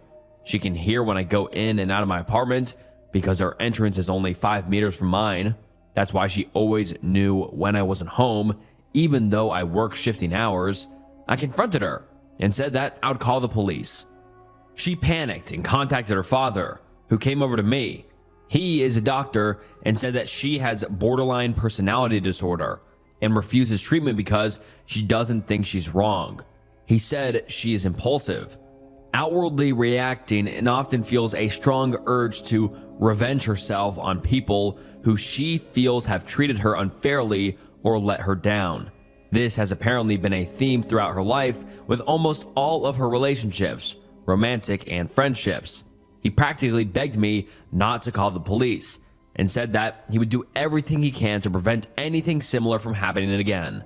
I got him to pay for a locksmith to change the lock, and I said that I would report her to the housing association, who would then report her to the police if she did voluntarily move out of the apartment as soon as possible, because I don't want her as my neighbor anymore. They both accepted that, and she has now chosen to move back to her parents at the end of February.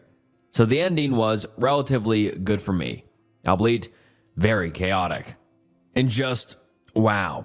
And for everyone who's watched the channel for a long time, you know that my biggest fear is someone living in my house or going through my house without me knowing. And this story just embodies that. I mean, that is just so creepy. I mean, the OP's neighbor was just going through the OP's apartment randomly and moving things to make her paranoid.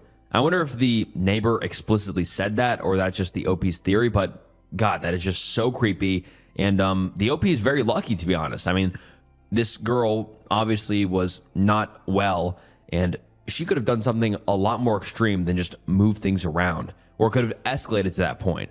So it's good that the OP was aware and realized, hey, something doesn't look right, and ended up catching her neighbor going through her apartment. But yeah, that's just wild.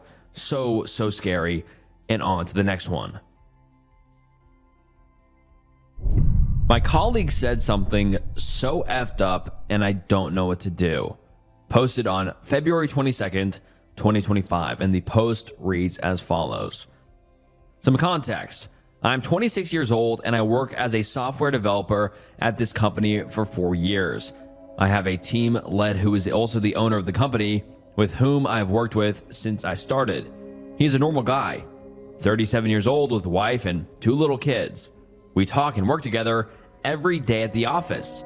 Today, he said something so fucked up and I just avoided him the whole day, and I don't know how I will be able to go back to work on Monday.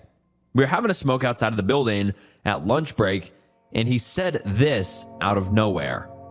I want to slice my wife in pieces and eat her. And after I'm done with her, I want to R-word both of the kids before I kill them.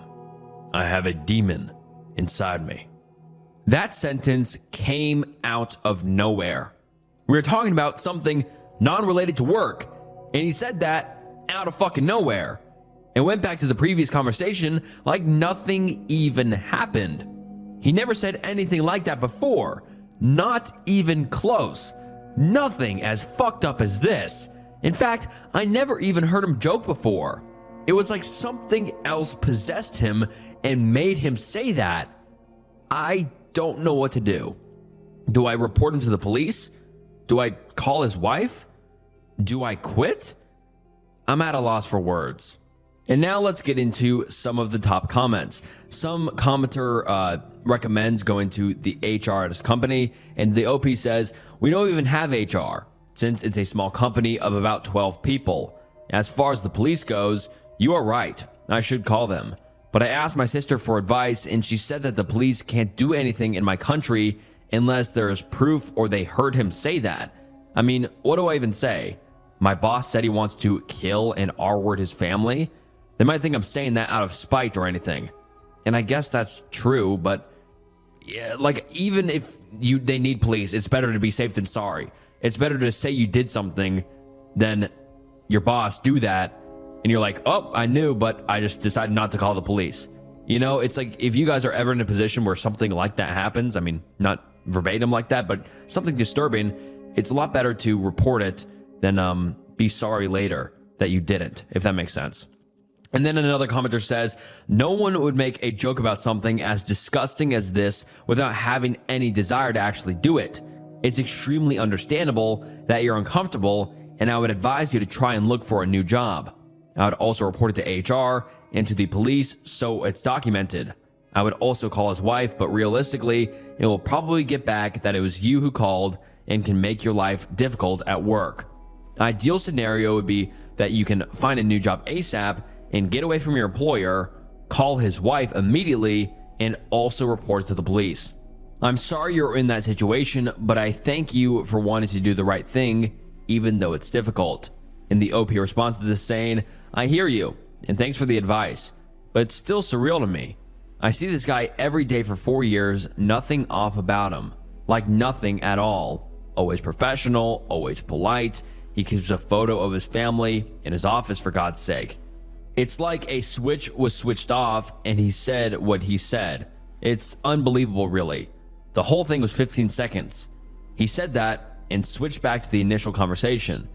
And if I was the OP in the situation, I would think I was going crazy. I would be like not believe that even happened, especially that it just turned off and on. Like it never even segued into that, if that makes sense. It's like not like the OP's boss was just kind of going down this disturbing trail of thoughts and ended up saying that. It was just out of the blue. Like I would think I was going crazy. I'd be like, the fuck did he say?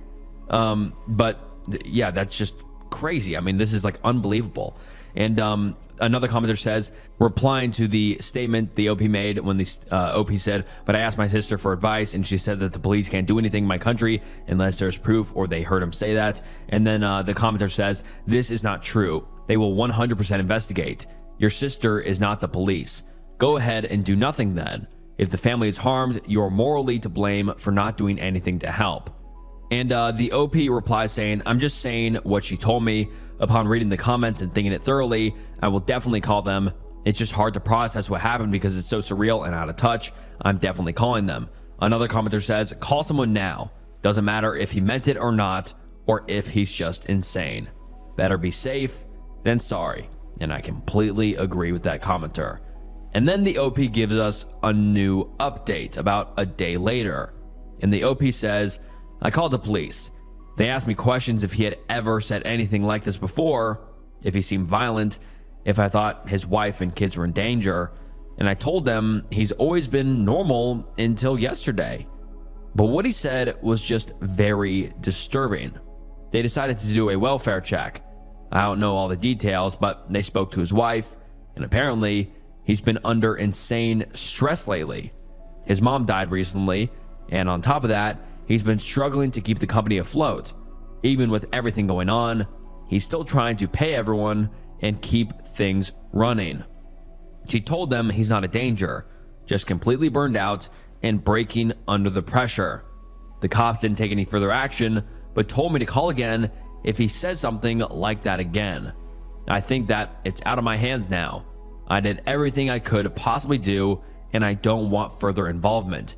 I will give another update if he talks to me when I go to work on Monday.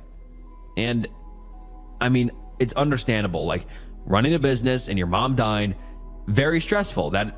That's understandable to anybody. Burnout, stressful, whatever. But for you to say something as graphic as that just does not check out. Like someone would be like, well, I just want to quit my job and move out to the woods or some shit like that. They would be like, I want to kill my wife and R-word my kids. What? That's not what you say if you're burned out or stressed out. I mean, at least me, I wouldn't say anything fucking like that. That's crazy. But yeah, that's just wild. It's like, it's understandable that the police can't really do anything because they're like, well, he's not really showing any sort of, insane tendencies or violent tendencies. We can't really do anything. But also it's like, why the fuck would you say that? Even if you're stressed out, like that's just a crazy, crazy thing to say. And let's get into some comments. Someone says, thanks for the update. Monday should be very interesting. I'd consider starting to look for a lawyer in case of blowback at work.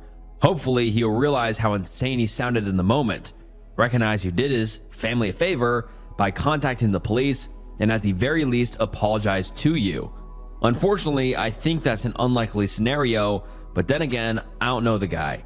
If he's a decent, rational human being who spoke completely out of character during a genuine low point, you never know. Prepare for trouble just in case. You have your own safety and income to protect. Your workplace may forever more be a toxic environment for you. And then the OP replies to this saying, I don't think he'll fire me because he really cares about his employees and never did anything to make any of us uncomfortable.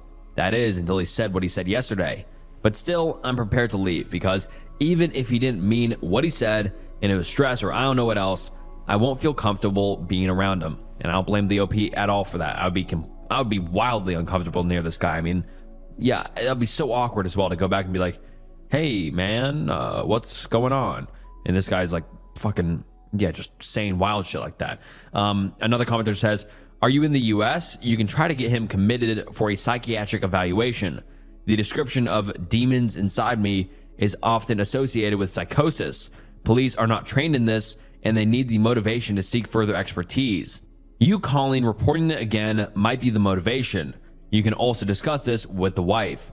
Her husband might be getting very sick before her eyes.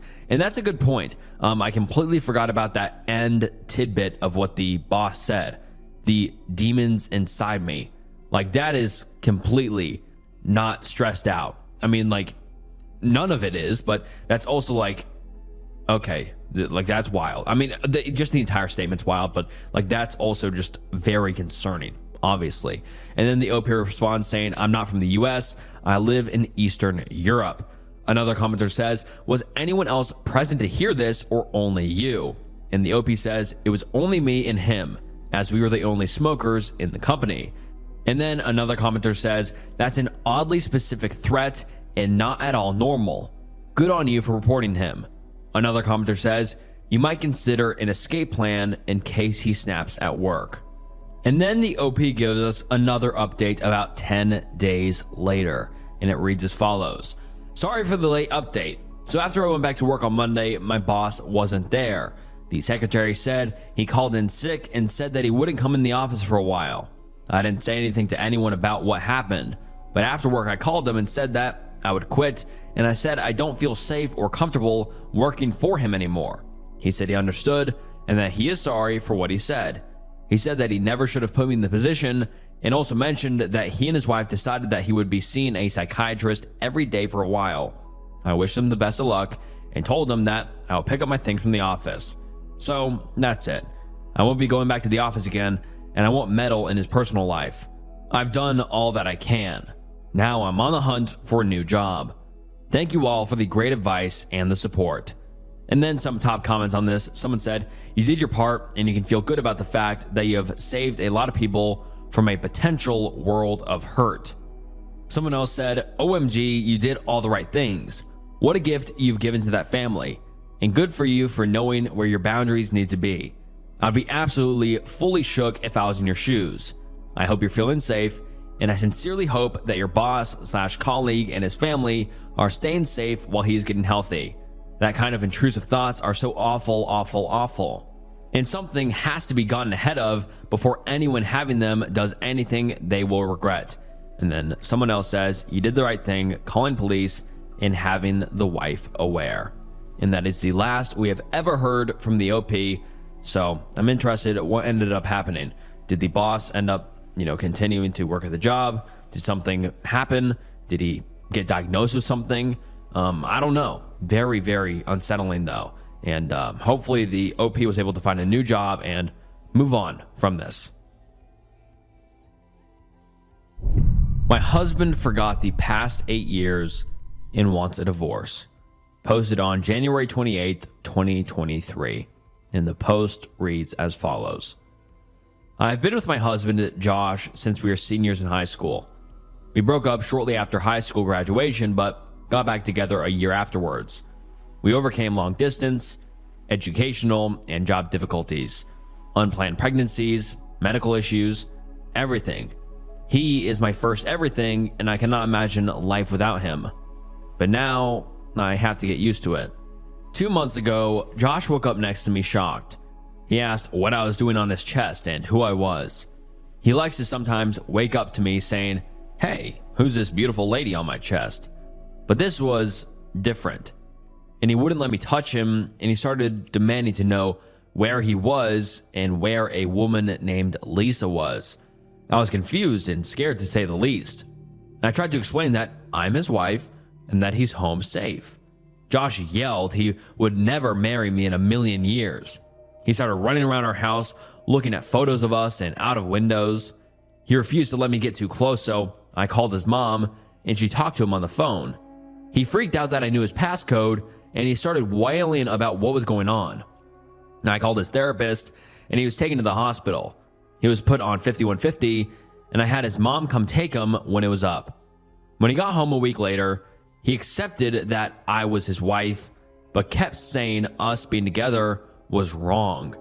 He didn't go to work for a bit, and I noticed he obsessively searching for a woman named Lisa, who went to college he turned down for me. I have never seen this woman, and I wondered if he possibly had an affair in the past.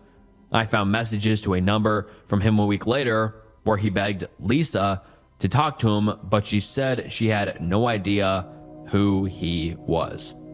The phone wasn't public, so he must have it memorized. I asked his mom about it, and she asked him, to which he said, she's the love of my life.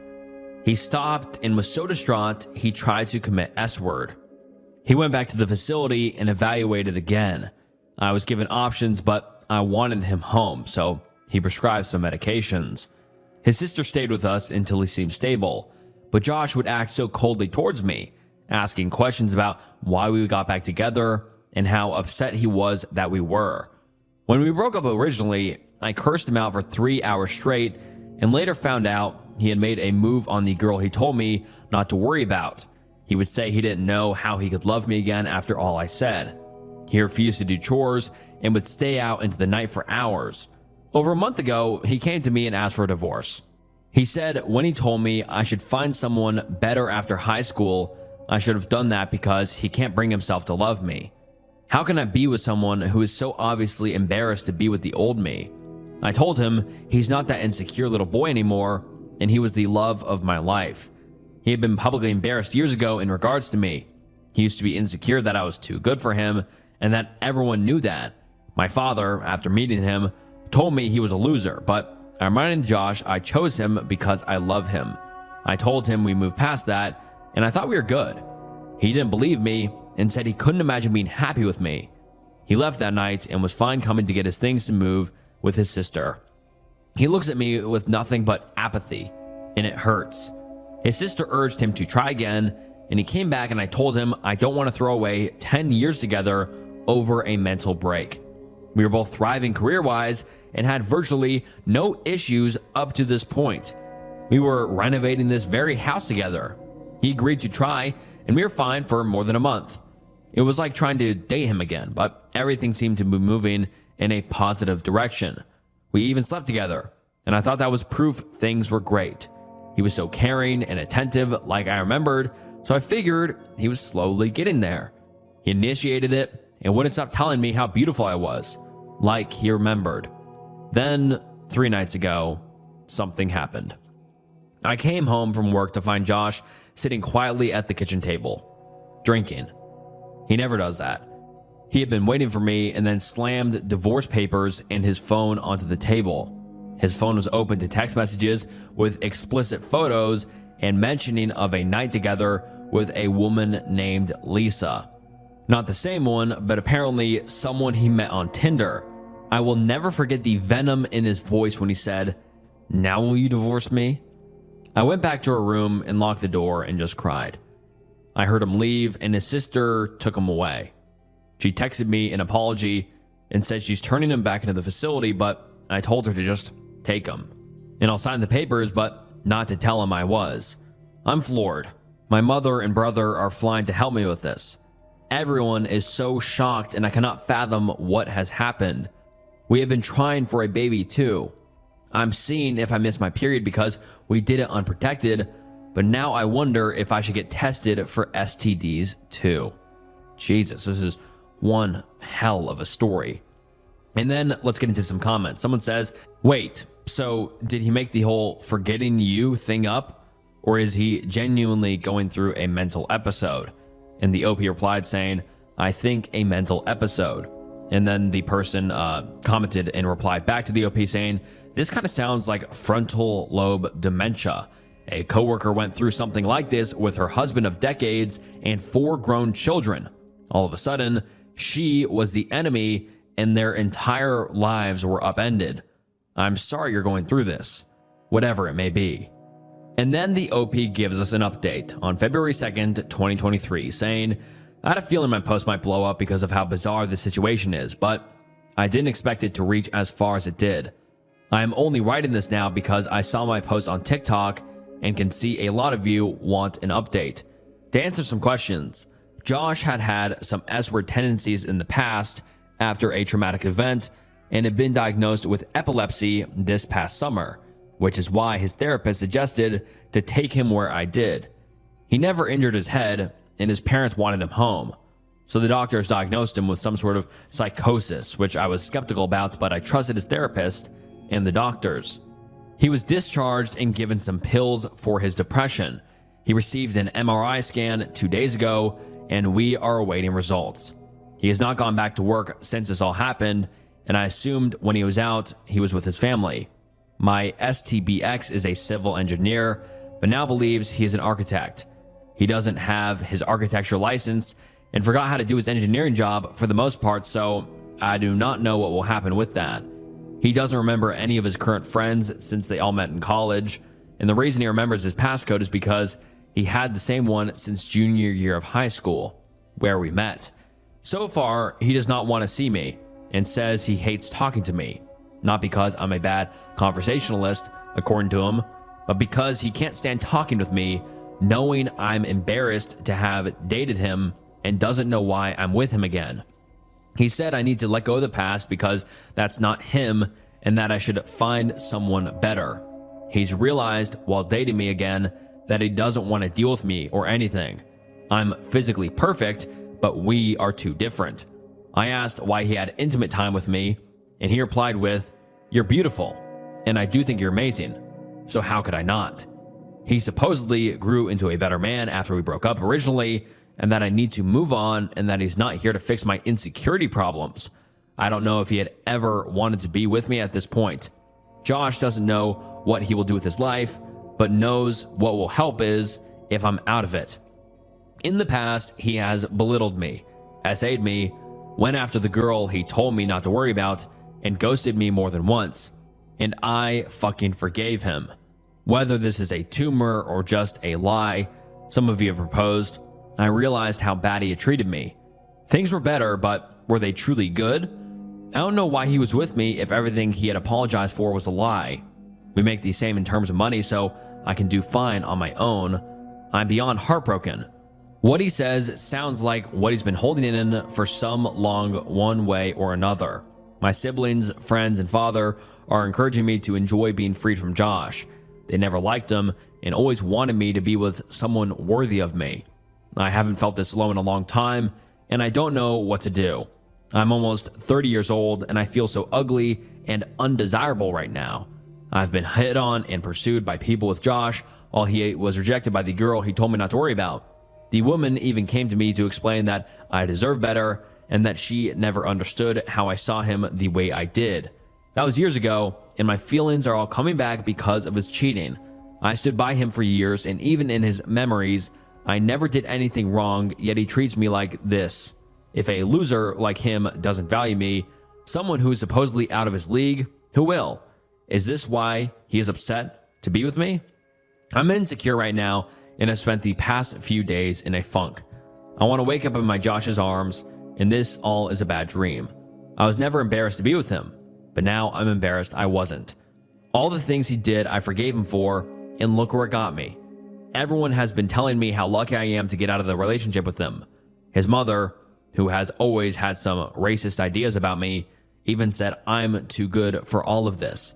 I was never the pretty girl, so I worry that if someone as pathetic as Josh, I thought the world of him until this point, everyone else sees him as pathetic, isn't happy to be with me, am I even what he says?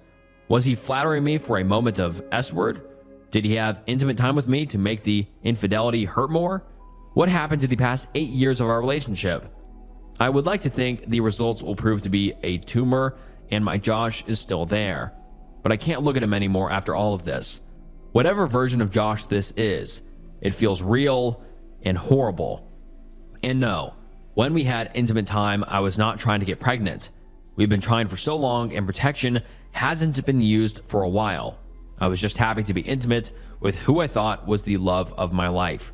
We hadn't gotten pregnant for a while, so I didn't expect to get pregnant now, and I didn't. My period was late, but it came as it did.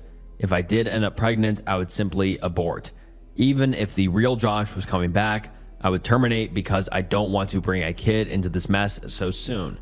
I got tested for STDs, I'm clean, I haven't signed the papers, but I don't see us working out after this, and he seems to be happy about that part.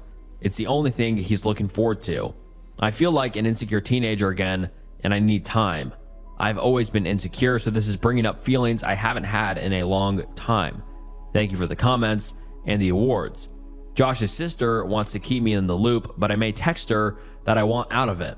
I will hear if there's a tumor within the next week or so, but I don't want to know anything else. Call me cruel or self-centered or weird, but I don't know who this Josh is, and I do not like him, and I want my own distance. I need to prioritize myself right now, and his family is taking care of him. That's all. And now let's get into some top comments. Someone says, he didn't value you, but you saw the good in him. It isn't your fault.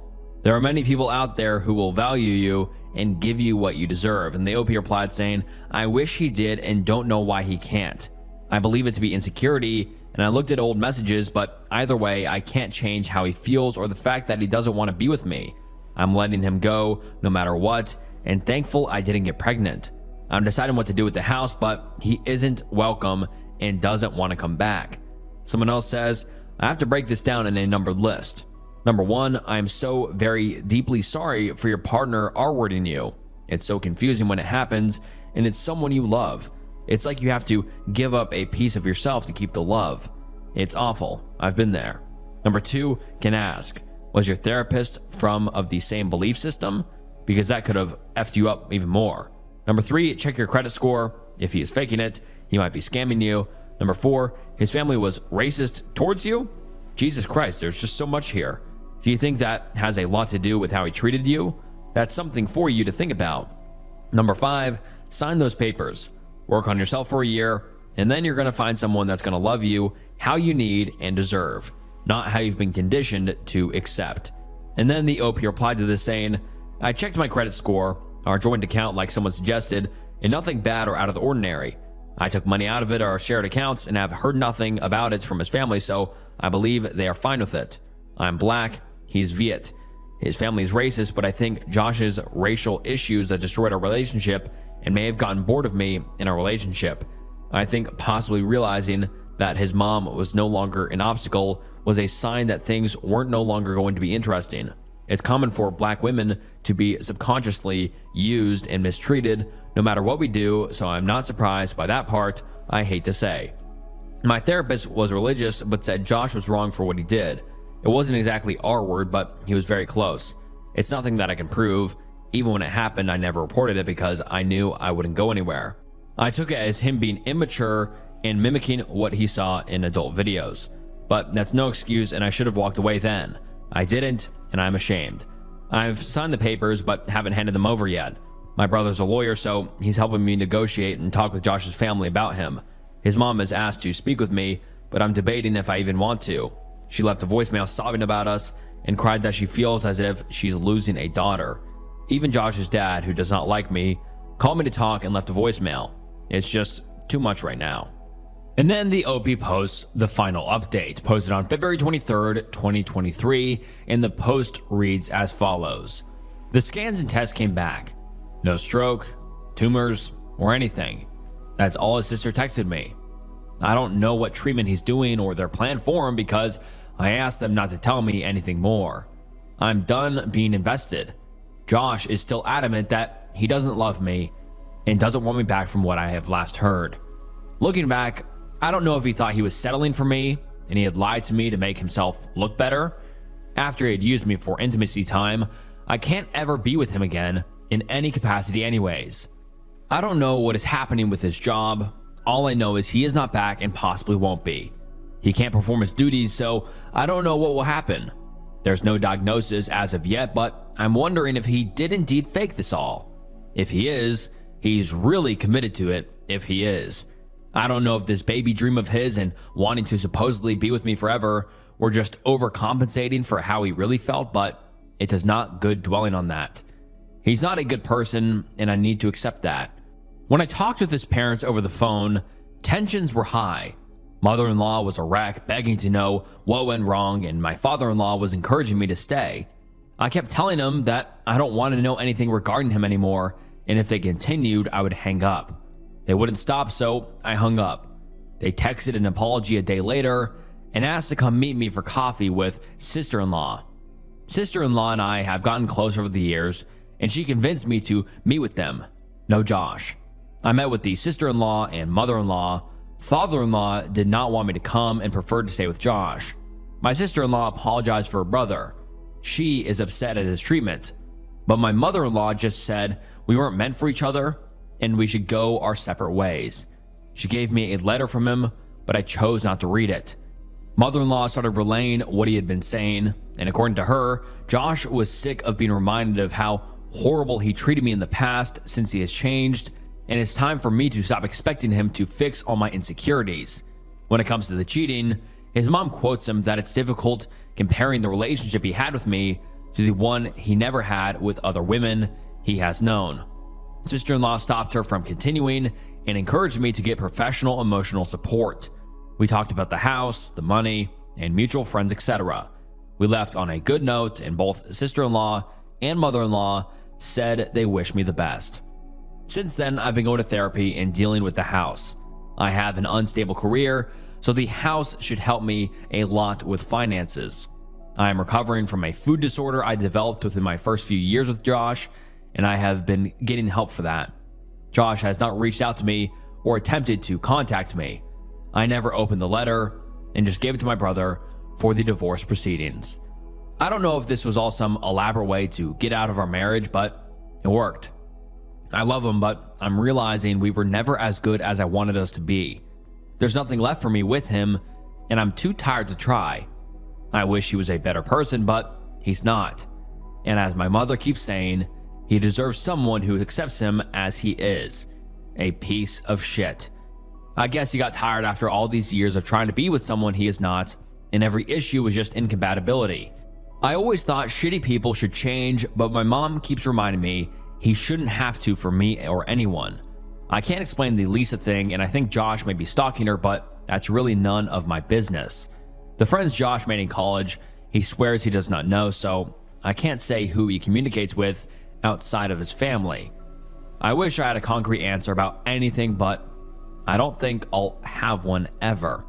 I needed some time to process everything that has happened.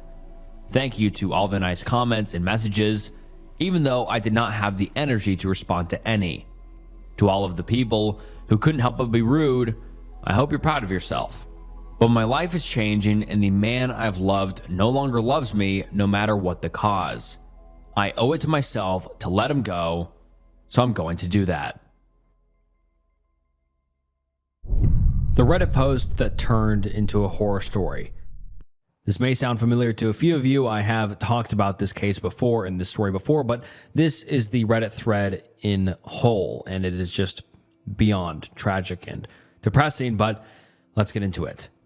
I'm having a hard time coping with my wife, having cheated on me with our neighbor. It has been 476 days since I confronted her about it. How do I know? Because every time I catch myself thinking about it, I tell myself, it's only been X days. Maybe you won't think about it tomorrow. So to go back to the beginning, I'd just taken on a new project and new responsibilities at work. I was working a lot of hours, 60 plus per week, and was noticeably stressed. It was in May of 2015 that I noticed that she had added a password to her phone. When confronted about it, she told me it was because she was planning my Father's Day present and didn't want me to ruin the surprise. About a week later, she came to me and told me that she felt guilty keeping a big secret from me, and told me that she was having our brother, a contractor, build a home office for me as my present. It struck me as odd, as in our 6 years together, she has never said she felt guilty about anything and always insists that she never regrets anything in her life. Time goes on, her phone is still password protected, and things just don't feel right. I see her using her phone and smiling to herself more and more often, but when I ask her what she's doing, she says nothing and puts her phone away. So one morning, I wait for her to get in the shower, and I grab her phone before her has the password. I go through her messages and find that she is texting the neighbor. Quote, "I'm all covered in frosting. You want to lick it off?" There were no other messages to the neighbor, but I found out later that was because she had set up her phone to delete messages after a certain amount of time.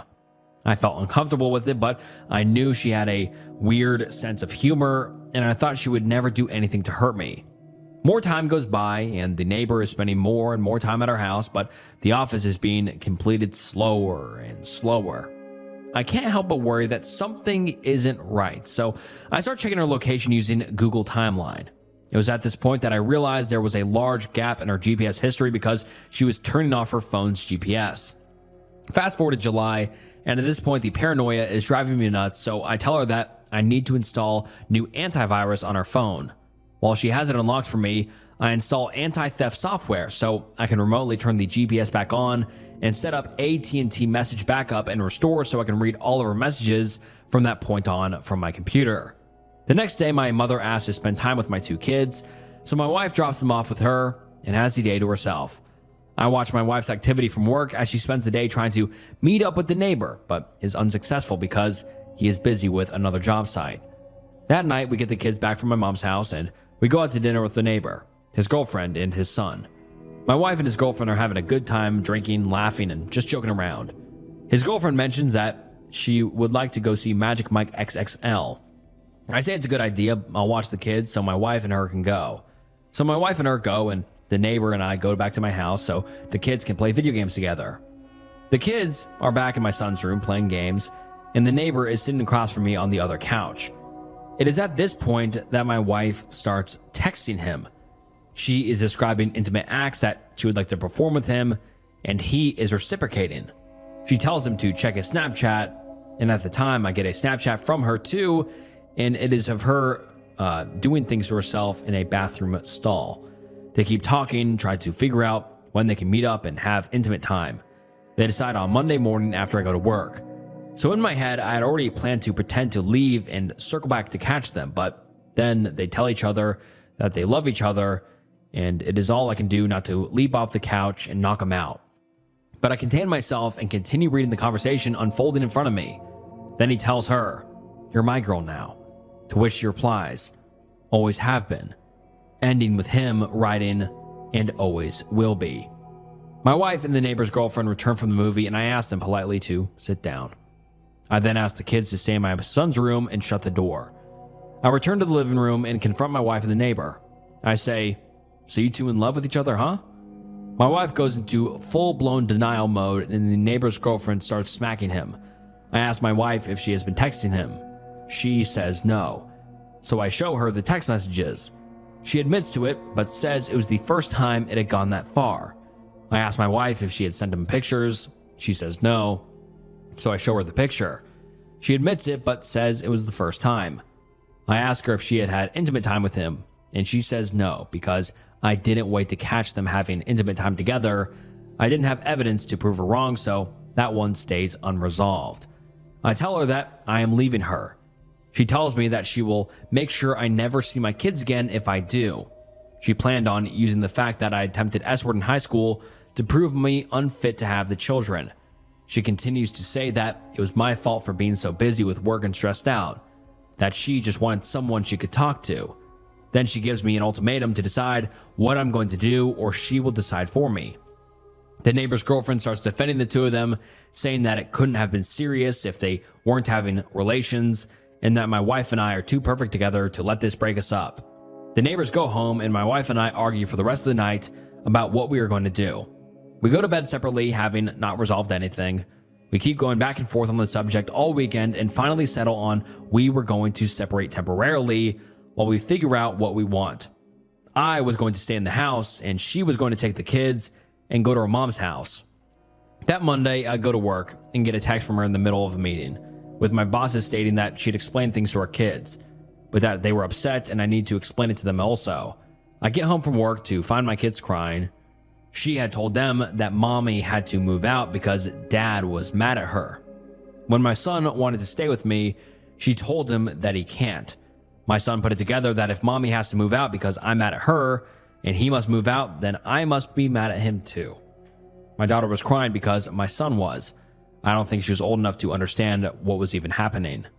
It was at that moment I realized she was going to drag the kids through hell if I left her, so I swallowed my feelings and begged her to stay.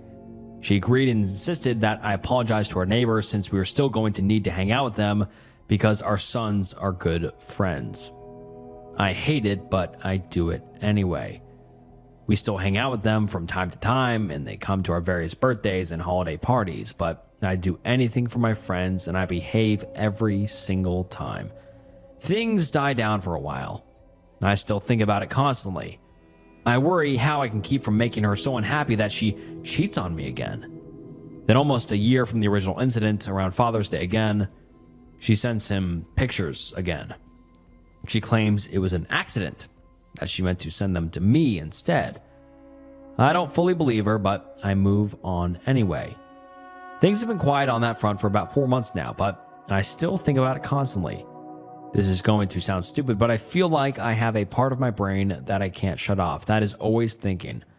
I used to use that to solve programming problems, and it made me very good at my job, but ever since this incident, the only thing it thinks about is her and him, and if I did the right thing. My job performance has suffered, and I feel like I haven't gotten sleep in months. I'm afraid that after this much time and the fact that I begged her back, that to say that I want a divorce now would only make her feel more vindictive towards my children and I. I just feel like I have put myself so deep in a hole that I can never get back out. I haven't really talked to anyone about this. I didn't want to talk to my mom about it because I felt like she would treat my wife differently, and I don't need the two fighting any more than they already do. I tried talking to one friend about it, but his advice was to put my trust in God, but that was not much solace for me as I am an atheist. So I have no clue what to do with my feelings or how to even move on from this. And then the OP gives us an update saying, I'm taking your advice. And he says, instead of trying to fix something she doesn't want to fix, she has refused counseling several times in the past before this even happened. I'm going to get myself and my kids out. I met with an attorney next week. Thank you for everyone for helping me see how far I had my head up my ass. And then the OP gives us another update, update number 2, saying thank you. I would like to give a heartfelt and sincere thank you for the advice and support I've received here. No one could have foreseen the tragedy that resulted from me filing for divorce. You guys perform a wonderful service to those in need, and I hope you continue to do so in the future. And a lot of you may be wondering what tragedy he is referring to here. And I'm just going to summarize because there are news articles and 911 phone calls, but I just won't include those here. I have a longer video on this entire case, but the OP's wife, after being told she was going to he was going to file for divorce, that night they were sleeping separately. The OP's was in the basement, and the OP's wife murdered her 2 kids and made a phone call about it, claiming to 911 saying, I just murdered my 2 children. And just beyond terrifying and horrifying story. I mean, it went from a cheating scandal, which was her fault, obviously, to the OP giving her the benefit of the doubt as many times as anyone possibly could. And then the OP finally gets the balls to realize, hey, this isn't right. I'm going to file for divorce. And what his wife does is murder his 2 kids. Just so sad and terrifying, and just so horrible. And the OP continues saying, I would never ask for donations. I think it is incredibly tacky. I've worked very hard for everything I have in life, but because there has been a GoFundMe created by her family, and I can't guarantee they won't turn around and use it to support her in some way. I just ask that you help spread the GoFundMe that my employer created for me. And yes, he created a GoFundMe. Obviously, the link no longer works. I guess it's just because it's so old, but I mean, this case just shocks me to the core. It is truly so horrifying and so sad, and you can just feel nothing but horrible for Jason, the OP. And let's continue. The OP says, if anyone has an experience with GoFundMe that could give me advice, it would be greatly appreciated. My former mother-in-law has created GoFundMe using my last name and pictures of the children to raise funds for the mother who murdered them. She intends to use them for her daughter's medical and legal expenses. What can/should be done about this?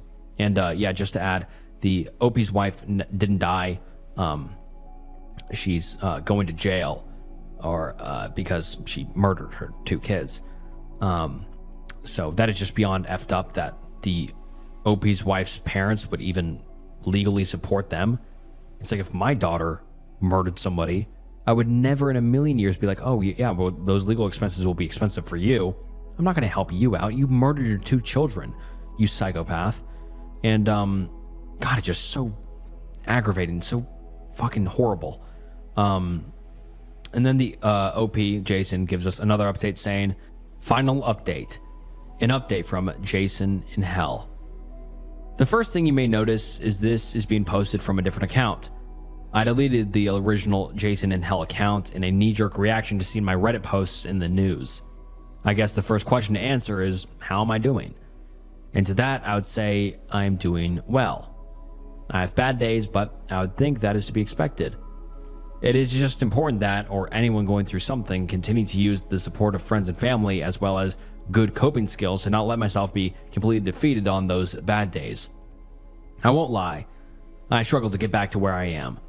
For some time, I refused to sleep because of a combination of fear of what I would wake up to and nightmares about that night.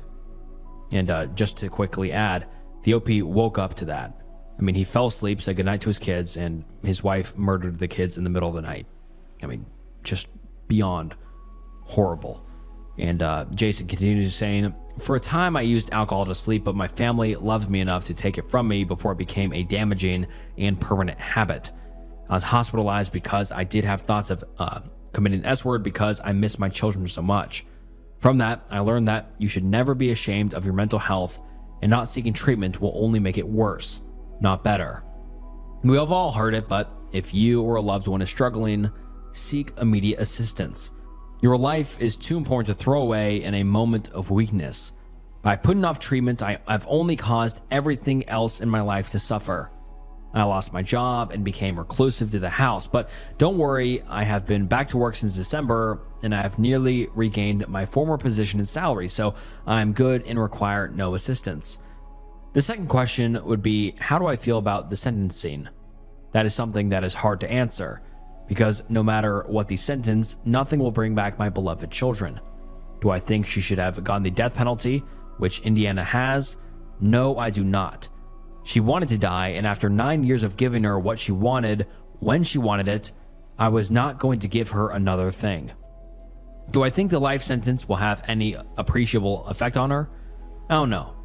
One thing she always stressed for the entire time that I knew her was that she lived her life without any regrets. Even after I caught her cheating on me, she continued to say she had no regrets. As for the ex-in-laws, they continue to be a problem to this day. Shortly after everything happened, they changed the locks on their home. I was renting from them with my property still inside. After trying to civilly negotiate the return of the property, it was required that I involve law enforcement. That is an ongoing legal battle. A member of the family accused me of stealing property I had purchased from them prior to the death of the children and threatened to take action against me unless I paid double what I had already paid them. I alerted the authorities, and as far as I know, that is resolved. They continue to make visiting my children's grave difficult. During the 1-year anniversary, they sat in their truck and just watched me the whole time I was visiting their grave. Because of that, I don't visit the grave as often as I would like to. If I can impart on you something I've learned through all of this, is that you should always take the time to be with the ones you love. It doesn't matter if they're asking you to read The Pokey Little Puppy for the millionth time, or asking you to play Smash Bros, even though you both know they will wipe the floor with you every single time. Just do it, because you never know what time will be the last time. Always make sure they know how much you love them. I had the fortune that the last thing my children ever heard me say was, "I love you. Good night. I will see you in the morning." And I don't know, this entire case just destroys me personally.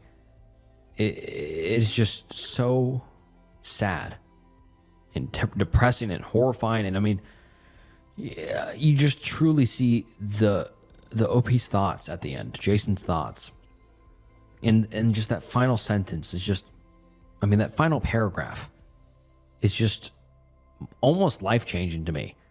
I mean, yeah, everyone takes everything, or not everyone takes everything for granted, but everyone takes something for granted, whether that be your job, your house, or whatever. You kind of put some things to the wayside, or your family or relationships. But the first time I ever read this post, which was about a year ago when I made a video on it, it really changed the way I saw things and how you should never take anything for granted, because it can be gone like that. And he really drives that home at the end. And there is a 911 call. I'm not going to include it. I just don't think it fits in this video. And there is news articles. For some reason, I can't open them. Maybe they're deleted. This happened it's a long time ago. But yeah, just that final paragraph is just so destroying. I mean, it goes from the original post being, "I'm having a hard time coping with my wife, having cheated on me with my neighbor." That in and of itself is horrible. But for it to spiral into what it did, the OP's wife murdering her children and his children, is so sad. in just that final sentence of what the OP said, saying, I had the fortune that the last thing my children ever heard me say was, "I love you, good night, I will see you in the morning." It's just beyond depressing. And a lot of you have probably heard this story before, but I don't see it often read out in full and how you can just see the events played out. But yes, just a beyond depressing Reddit story, and I can only hope that Jason, wherever he is doing better now, and also that his children rest in peace, and they were taken from the world way too soon. I hate my special needs sister, and I'm done hiding it. When my younger sister was born, she almost died from hypoxia. She suffered severe brain damage to the point where doctors doubted she would survive. She has survived to 16 years old now, however. She is about as close to brain dead as a living person can get. She can't move, she can't communicate, she can't eat or drink or on her own. She has no control over her bowels, so she has to wear diapers. She will never get better, and she will never live a normal life. Despite that, my mother has ruined our family, hoping she will have a miracle and recover. My mother has spent hundreds of thousands of dollars on my sister, everything from wheelchairs to doctor's visits. We had to live in a one-bedroom apartment for 11 years because my mother spent all the money she made on my sister. Nothing she bought made any difference. She will always be a drooling mess. Since my mother believes she will get better, she made me treat her like she was a real sister. I lost all my friends growing up because my mom made me take her everywhere I went. If I told my mom that I was going to the park, she would say, "Oh, a park? That sounds like something Jess would like. Take her with you." Not once did she stop to think about how absurd she sounded talking to her. One time, my mom took her to a movie theater. They made it barely 30 minutes through the movie before staff kicked her out because my sister was making so much noise, coughing and choking on her saliva. Despite all of this, I somewhat tolerated my sister. Until a few hours ago. I mentioned to my mother that I had planned a date with a girl I met at work. My mom said, "That sounds like fun, but I'm having coffee with a friend from college, so can you take care of Jess while I'm gone?" I told her that I couldn't because of my date, and suggested that she hire a babysitter. My mother then said that I should just take her with me. And I just exploded. I told her how stupid she was for suggesting such a thing, bringing my severely disabled, crippled sister along with me on a date with a girl because you are too lazy to hire a sitter? How crazy are you to think that's a good idea? Every moment of my life has been about Jess. I'm not supposed to have a career or family of my own because I need to take care of Jess when my mom dies. My mom even discouraged me from going to college because then I wouldn't be there to take care of her. I told her how much damage she has done to the family because of my sister. We struggled financially my entire life, not because my mom is low income, but because she spent all our money on Jess. We drove a crappy 1996 Subaru Outback for years, and my mom couldn't afford to buy a new car, but she had no problem shelling out thousands to see a specialist doctor who will say the same thing every other doctor has. My sister is a glitch. She's not supposed to be here. She will never live a normal life. There's no reason she shouldn't be put in a home. I'm just so frustrated right now. I'm thinking about cutting ties with her and reconnecting with my father. My dad divorced her once she realized that the rest of his life was going to be taking care of Jess. I can't fault him. My mom forbid me from contacting him, but he's not that bad of a guy here. And then the OP gives us an update saying, "Thank you all for your kind words. I realize now that my emotions should be placed towards my mother instead of my sister. As for everyone who says I should contact my father, that is my plan, but he's not easy to reach. I haven't spoken to him or seen him for a very long time, and he lives across the country. I don't have any way to get his number or email address, so I'm looking through Facebook and Instagram to see if he may have an account I can message. I also don't have anyone on his side of the family who I can ask to get us in touch. As for my living situation, I am still living at home. I plan to stay for a while longer until I have saved enough to afford an apartment or enlist in the Navy. I work part-time while I'm in community college, so I'm not making much. I hope I will have another update in the near future, and I hope things get better. And then the OP gives us an update about a month later saying, I hate my special needs sister and I'm done hiding it. My mom is dead. I came home to a bunch of police cars around my home. My mom committed S-word. And a neighbor saw her from the window. I didn't get a look at her, and I'm glad I didn't. I don't think I could handle seeing anyone like that. She seemed stressed a couple of days before, but I didn't expect this. Right now, plans are getting set to place Jess in a home. She will have around-the-clock care. I'm not sure what stage of grief I'm in right now. I have a place to stay for a while, and I'm getting my finances in place. I miss my mom. She wasn't a good mom, but she was my mom. I tried reaching out to my father through a family member on his side. To make a long story short, he basically said that he had moved on from us and that he didn't want me intruding on his new family. Pretty much what I expected, but it still hurt to hear my dad say he wants to forget about me. I'm staying at a friend's house right now. I'm working and I'm doing school. Things are still rough, but I'm pushing through. Thanks for the well wishes. And just holy shit.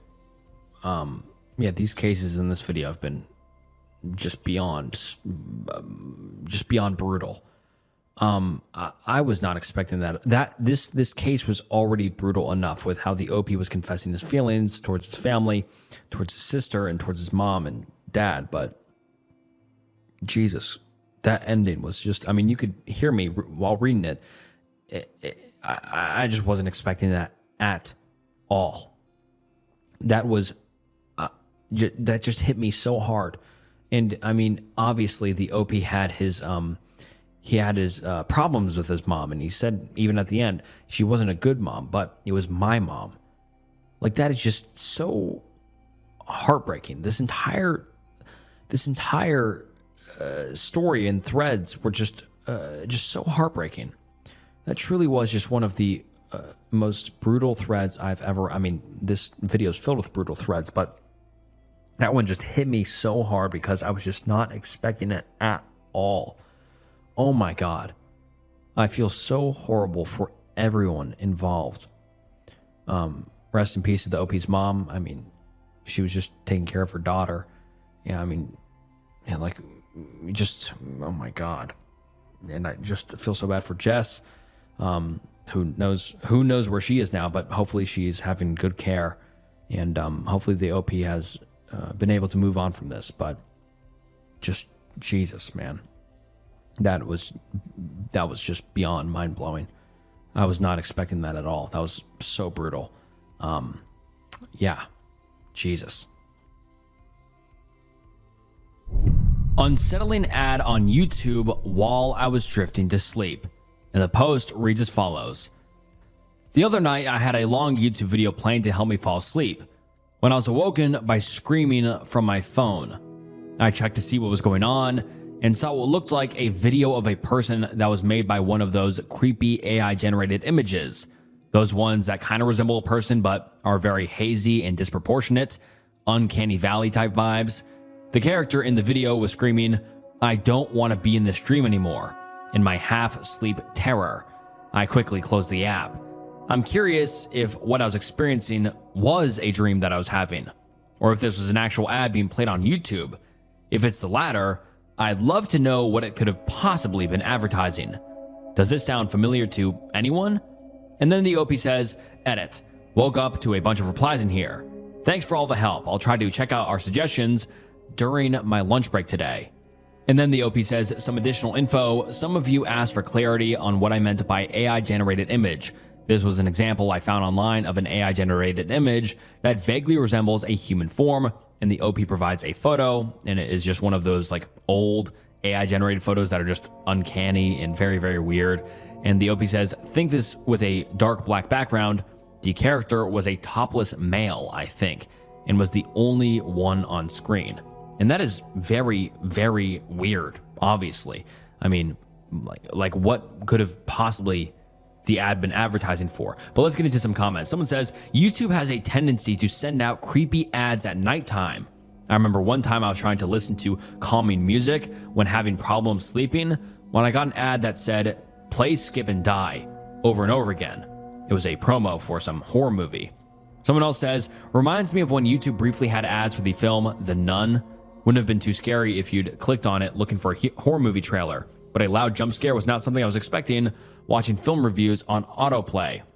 And then someone else says, "If it really was an ad, remember that ads are intended to be memorable. After so many shocking things we've all seen, those ad campaigners are forever pushing boundaries with no respect for anyone's mental well-being."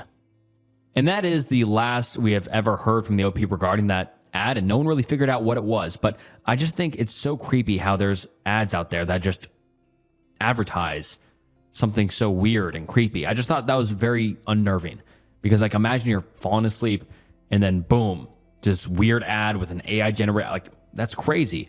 The OP could be dreaming, but who knows? And for everyone watching right now, I know a lot of you guys fall asleep to my videos. Hopefully you don't get a creepy ad right now. Hopefully not. A guy I met at a work event out of town won't stop bothering me.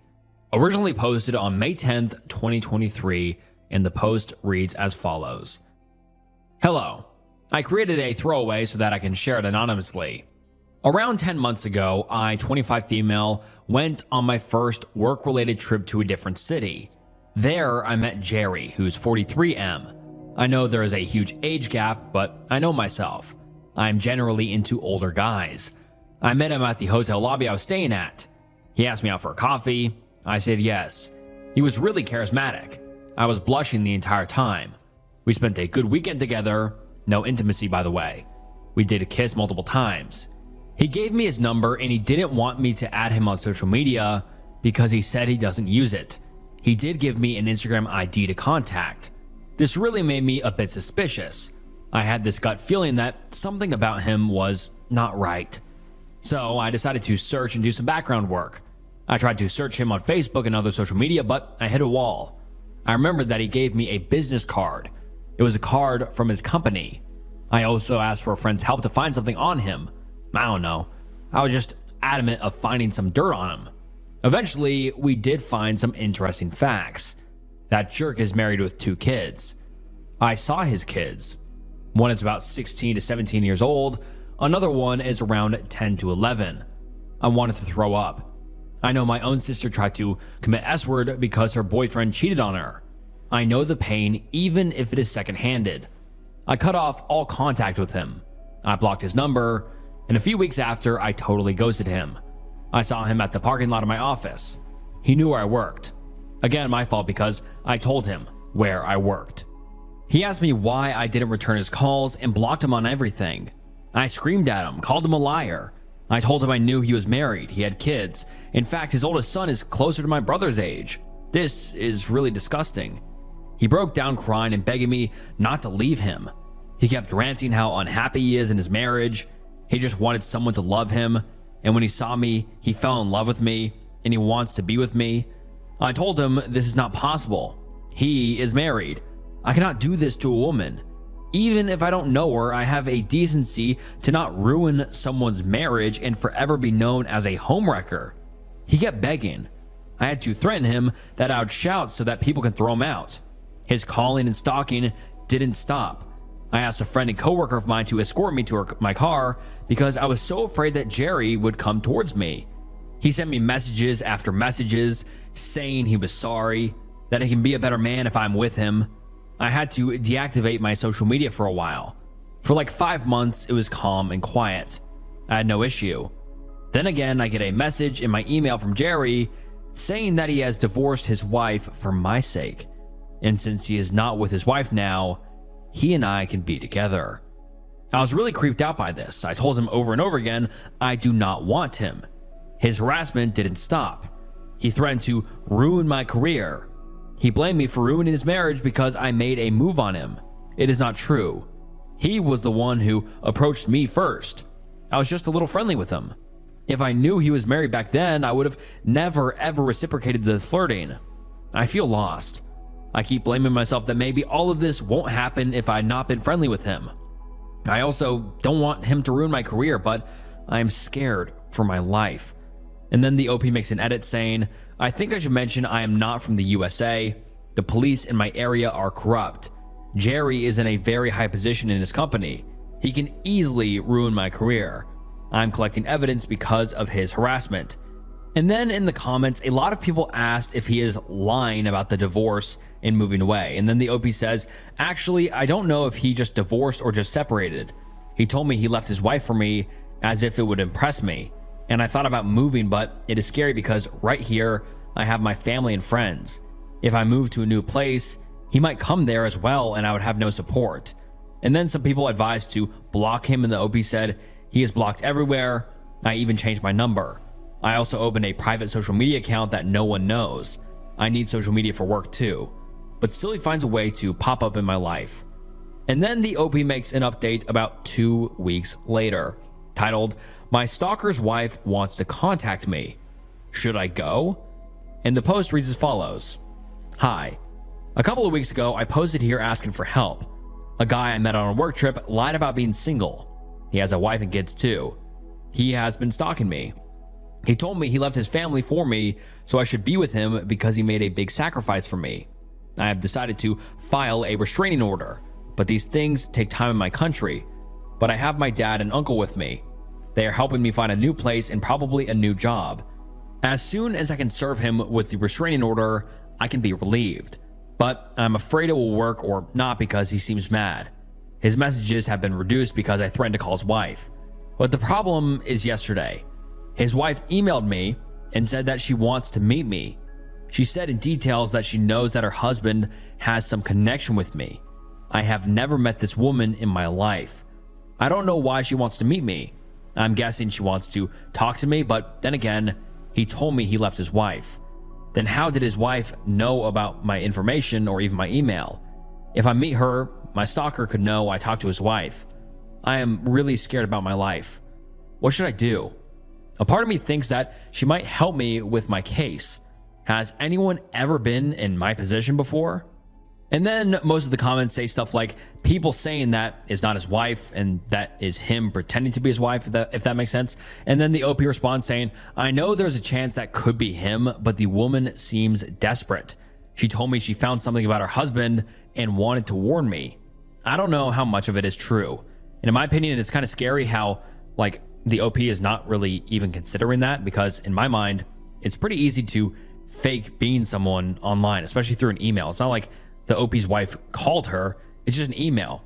The stalker or Jerry or whatever his name is could just be pretending to be his wife so easily. So I don't know why the OP is even considering it, because in my opinion, just go to the police and tell them that she reached out and go from there. But then the OP gives us an update on the stalker's wife, posted 3 days later. And the post reads as follows. So I took your advice and didn't want to see her, which is great. We had a couple of email exchanges. I told her clearly under no circumstances I want to meet someone who I cannot trust. Whatever she has to say, she can say it in my email. She understood. I thought she would be opposed to this idea. She told me that she has been having doubts about her husband for a long time, so she hired someone to keep an eye on him. There she found out he has been having an affair with multiple women. The first time he did this, she forgave him, but this time he is only stuck on me. She said that she found some pictures of me on his laptop. She shared a file which contained some pictures of me coming out of my office, me going to the gym, and me going out to eat. Jeez, that is so scary. And then the OP says, I was shaking. I was in a very emotionally vulnerable state after seeing that I cannot be safe in my own life. I felt like I'm being watched even now that I'm typing this. Imagine being a prisoner in your own home. I ended up telling the wife to have a Zoom meet for 5 minutes. I used a disposable account, and just for extra safety, I had the Zoom call on a public space along with a friend. I do not trust anyone at this point. I gave her some conditions that I will not be showing my face. If she wants to show her face to me, then that's fine. It is up to her. I saw her for the first time.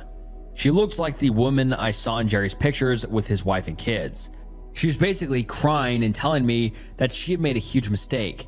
She should have left that time, and now he is bringing shame to her as well. I didn't say much, just the story of how me and Jerry met. Also, Jerry lied. He didn't leave his wife. He was not separated from her, but I'm sure he will be now. I feel so exposed. I can't believe this is even happening to me. I always saw this happen in movies. I'm moving in with my cousin because I do not feel safe anymore. I wish I never met him. I feel disgusted that I kissed him and I hugged him. I don't think any amount of shower is enough to wash all of that away. Also, I feel guilty that I broke a family too. Thanks for listening to me vent. I don't think I'll update anymore until I get the restraining order. And then the OP says, to be honest, I do not feel safe at all. This guy's been stalking me for God knows how long. I cannot even go to my office without any escorts. In a perfect world, I would have had him locked up for life. And then the OP gives us an update 3 months later, titled Final Update. A guy I met at work event out of town won't stop bothering me. And it reads as follows. This will be my final update here. If you are new to seeing this, the gist is this guy I met at work trip lied to me about being single. He has a wife and kids. He stalked me. I issued a restraining order against him. So I just want to say there has been a huge, shocking moment. Basically, my stalker, Jerry, tried to pull a Chris Watts. He attacked his wife and kids. His wife left him and he basically went to her place where she was staying with the kids, and he tried to kill her with a knife. Before the police could arrive, he already did damage to her. I don't know details, but he punched her and busted up her face, and she was in a coma for 3 weeks. I heard she is doing better now. Their oldest child got injured trying to help his mother. I wish nothing but good prayers for her and her family. That lady was nice and was so gentle with me, knowing I was AP of her husband. I did send her flowers, but I didn't want to visit them. Needless to say, that bastard is in jail. He'll be serving a long, long time, but the hearing is in September. But the amount of evidence they collected against him is enough to put him for life. I'm happy that I'm finally free. I no longer have to live in fear, but I still get scared at night. I still feel like someone is watching me. I'm still in therapy. I've become so isolated because of this incident that I've started to become neurotic and doubted my close friends. Anyways, I might delete this account now, but thanks for everyone who helped me. And just, oh my God, that is so scary. And just such a bad scenario. I mean, the OP was innocent. She didn't know this guy was married and had kids and got roped into this huge ordeal. And it's so sad that Jerry took it out on his wife and kids. Obviously, thoughts and prayers for them, like the OP said. But also imagine if he did that to his wife and kids and then went to the OP's house and did the same thing, or vice versa. Like, the OP is very, very lucky because it is known that Jerry was stalking her for a long time because Jerry had all those pictures of her in the gym, leaving the office, etc. And the OP is just so lucky that Jerry wasn't following her one day and decided to do something horrible like that. Obviously, I'm not trying to take away from what happened, but still, the OP is very lucky that that didn't happen. But God, just so scary. And there's just so many weirdos out there. So everyone watching, please be careful. And just be careful with who you trust, because you never know what sort of intentions they might have. Found bags of underwear buried in my backyard. Is it a crime scene or creepy trash? I'm not sure if this is the right place for this question, but here it goes. While removing some old stumps / roots in my backyard, I just bought the place a few months ago, so this is my first time digging back there. I found 5 grocery bags filled with what looks like mostly women's underwear, socks, and at least one shirt buried about 1 to 2 feet deep. Pretty clear someone intentionally buried them here. No obvious signs of a weapon or blood, but they are all covered in dirt, and I wasn't too keen on picking through them. None of my personal theories are particularly savory, but is it worth reporting? Or should I just throw it all away? Also, if there's a better place for this question, please let me know. And then the OP gives us an update saying, I've called the police non-emergency line and they routed me to the local police station. Desk officer didn't pick up and voicemail's full. Going to go in and show them pictures. And then the OP gives us another update saying, I went to the police station and showed the officer at the front picture of the bag. He thought it looked weird but rerouted me back to the non-emergency line. I called again, and now they are sending out an officer to take a look. And then the OP gives us a final update saying, cops finally came, said there was a shooting or something that held them up. They didn't even look at the stuff, but are pretty convinced it's just trash. One of them thought it might be some, quote, weird ritual thing. They didn't want to take it in, so to the trash it goes, I guess. And that seems very weird. I mean, everyone's so casual about this. I mean, if it was just clothes, yes, some weirdo buried it in their backyard. But it being women's underwear adds a little bit of some sort of weird, like, I don't know, it just makes it weirder, obviously. I mean, underwear is weirder than clothes. And so that's very weird. And I feel like the police were so casual. They're just like, yeah, well, anyways, it's a weird ritual, but still, like, they wouldn't test it, see if there's any sort of blood residue or something, if it was involved in a crime. I mean, who knows? So yeah, that's very, very weird. And now let's get into the comments. Someone says, it wouldn't hurt to call the non-emergency police line and let them know what you found. It's better that they know about some mundane thing than some terrible unspoken crime disappearing into history. Anything else notable about the clothing? And the OP says, thanks, that's perfect advice. Only that it looks like mostly women's underwear. Looks kind of ripped up, but I don't know if that's from the little roots that grow through it or what. And yeah, this is just so weird. And we just have not gotten an update since then, which is so upsetting. And the comment I just read is the only comment the OP ever replied to. The OP has not been active on his account ever since. But I just think it's so weird because, I mean, sure, someone could have just thrown away their trash underground, which is very weird. But that just, it just seems very suspicious, obviously, and it's annoying that the police didn't really care. But what are your guys' thoughts? Vehicles stopping outside of my house and knocking on my door at 4 a.m. when I'm home alone. Hi there. I'd like some answers, if possible, to help settle my mind, as this just happened for the second time under the same exact circumstances as the first time. And needless to say, I'm freaked out. The context: I'm a 22-year-old female living with her parents in the southern UK. The first time this happened, I was scared sick, but was willing to brush it off as a harmless incident. Now, it's happened again, under the same exact conditions as the first time, and I can't help but think it's just too much of a coincidence to be a coincidence. A few months ago, my parents took a week-long trip by themselves, so I had the house to myself for a week. I don't drive or have a vehicle, and they took their car. So my driveway was empty for the first time since they were gone. I kept dim lights on at night and doors locked at all times. About halfway through their trip, the first incident happened. I like to stay up late at night so I can spend more time with my long-distance partner. So I was easily still awake at 3 or 4 a.m. I live in the suburbs, and cars driving around outside my house is unusual at the time of night. So when I heard an engine on standby outside my house, I was curious. Went to peek outside, and there was a car right in front of my driveway. It stayed there for about half an hour. During this time, the driver got out, knocked on my door a few times before sitting back in the car and browsing on their phone. Then they drove off about 30 minutes later and came back about 10 minutes later to sit outside of my neighbor's house for another 5 minutes before leaving completely. I was scared fucking shitless. Having strangers outside / trying to interact with my house while I'm home alone is one of my biggest fears. But after I calmed down, I was willing to chalk it up to maybe a driver got the wrong address and was trying to find the right one. This would be scary story over if the exact same thing did not literally just happen. Once again, my parents are out of town, car gone, I'm home alone. It was 4 a.m. I was up late talking to my partner and I hear another fucking engine running outside my house. This time it's a motorbike. The driver is stood staring up at my window, whistling. I can only assume to try to get my attention. My room light was visibly on from the outside.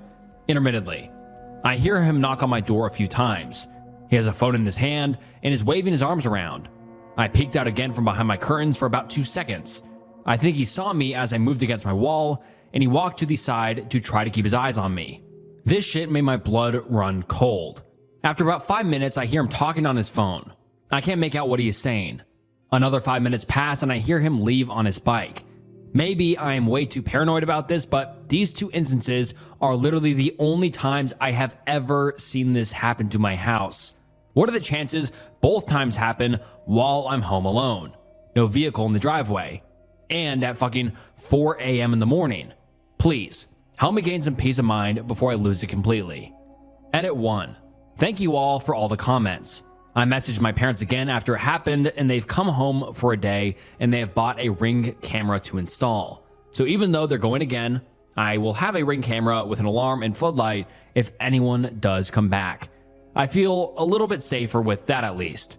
They will also be making a police report, given that this has happened twice now, and if it happens again, I will be calling 999 straight away.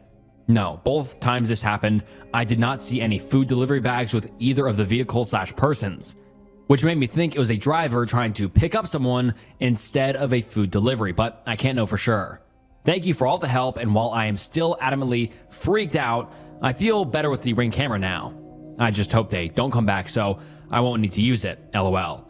Edit 2, my neighbors also saw the guy last night and came over today to let us know in case I didn't know. So at least my neighbors are also aware that something weird is going on. My Ring camera is up and has an alarm, so I feel safer. And now let's get into some of the top comments and theories that people have. Someone says, where I live, you have two main options here. A, somebody's drug dealer is pretty bad with directions/addresses, or B, your house was going to get robbed if you weren't home. Someone responds saying, I should think B is much more likely, given this happened twice, and given they are loitering outside for so long, which, as any drug addict knows, is very much not something dealers like to do. I don't think this is truly sinister, in that they meant to hurt her, but they probably were planning to burgle the house. OP's wife believes OP and their children are clones. Hi, this is my first time posting and I'm not an English native speaker. I'm also sorry for my mess of a text, but I'm just at the end mentally. My 38M wife, who's 36 female, started to become increasingly hostile towards me, the kids, and her own parents. Our kids are 12, 9, and 4. I first started to notice it around 1 week ago when our 12-year-old tripped while playing and fell on her face. I ran to her to reassure her she was okay, but my wife didn't really bother. She just sat on the bench and watched me and our daughter. That evening, I asked her why she showed no reaction, and she shrugged it off and told me that I looked after her, so it's okay. That's not her normal behavior at all. And if that had happened a couple months ago, she would have dropped everything and immediately looked after our daughter. A day after that incident, we ate dinner, and the 9-year-old asked her to pass him the ketchup. She didn't pass it, but responded with, "Why do you want to eat our ketchup?" That caught me off guard, and I was extremely baffled. He asked if it isn't also his ketchup, but she insisted that it's hers and her family's ketchup. I thought she was making a joke, but she looked extremely stern and sincere, so I gave him the ketchup. The rest of the day was uneventful, but she kept looking at me and the kids in this, I really don't know, aggressive fashion, as if we were a threat to her. During the last week, I received only one kiss, not a single hug or any kind of affection, and even if she sometimes smiles at me, it just looks extremely forced. Sometimes she just looks at me as if she searches something. Obviously, I asked her a couple times if something was wrong, but she always denied it and said everything is fine. The problem is, she was only hostile towards me. I could somewhat, in some way, understand it. Maybe I annoy her. Maybe she doesn't love me anymore, or she thinks I'm cheating, or I don't fucking know. But she also seems to hate, or at least be neutral, towards the children. When they talk about school, she doesn't care. When they have problems, she doesn't care. She doesn't tuck them in at night, and I tell our kids that she's just in a bad mood and has a lot on her plate. But obviously they know as sure as I do that something isn't right. It really got out of hand when 2 days ago, her mother called me, asking me if something is wrong with her daughter. Apparently, she doesn't, or at least only briefly answers her texts and doesn't want to meet her anymore. She told me that my wife told her that she isn't her real mother, which of course is something horrible to say, and we both don't know why she said it or what exactly it meant. When she asked my wife why she said that, she excused herself and said that it was a joke. She never, or at least rarely, has an argument with her mom.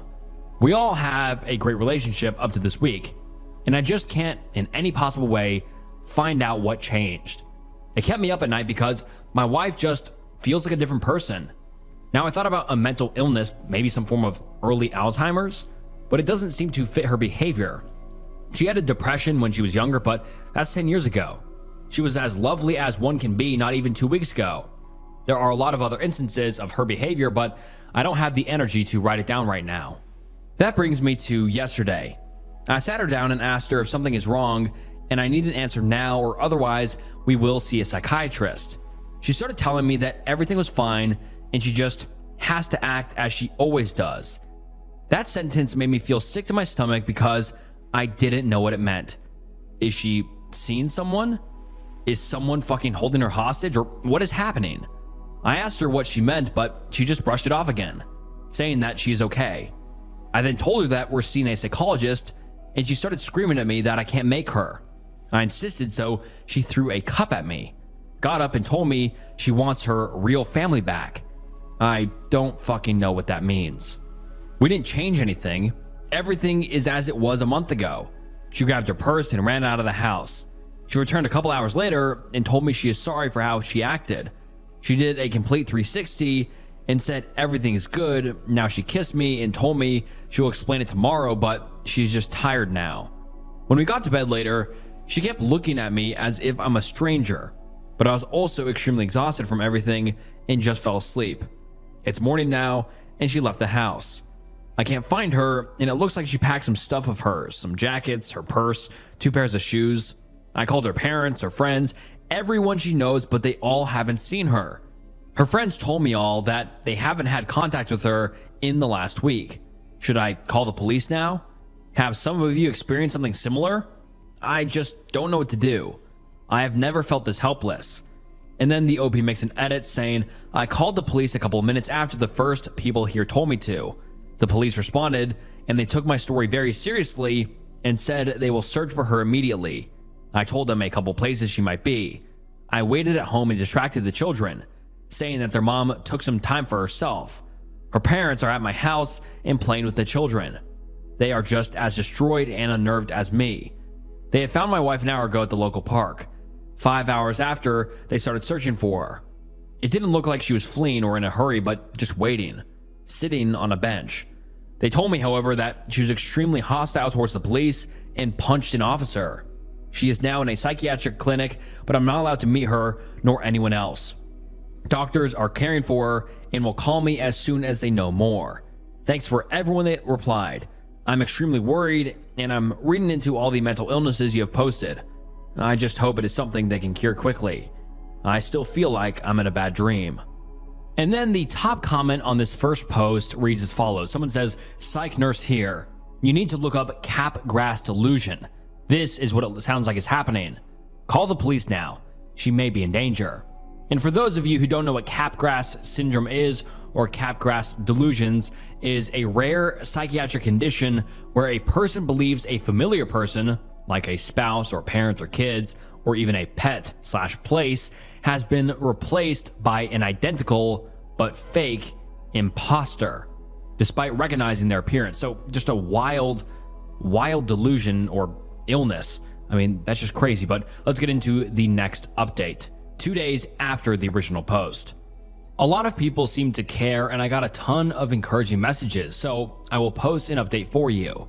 We live in Northern Europe, for those that asked. Thanks for everyone that gave me their advice.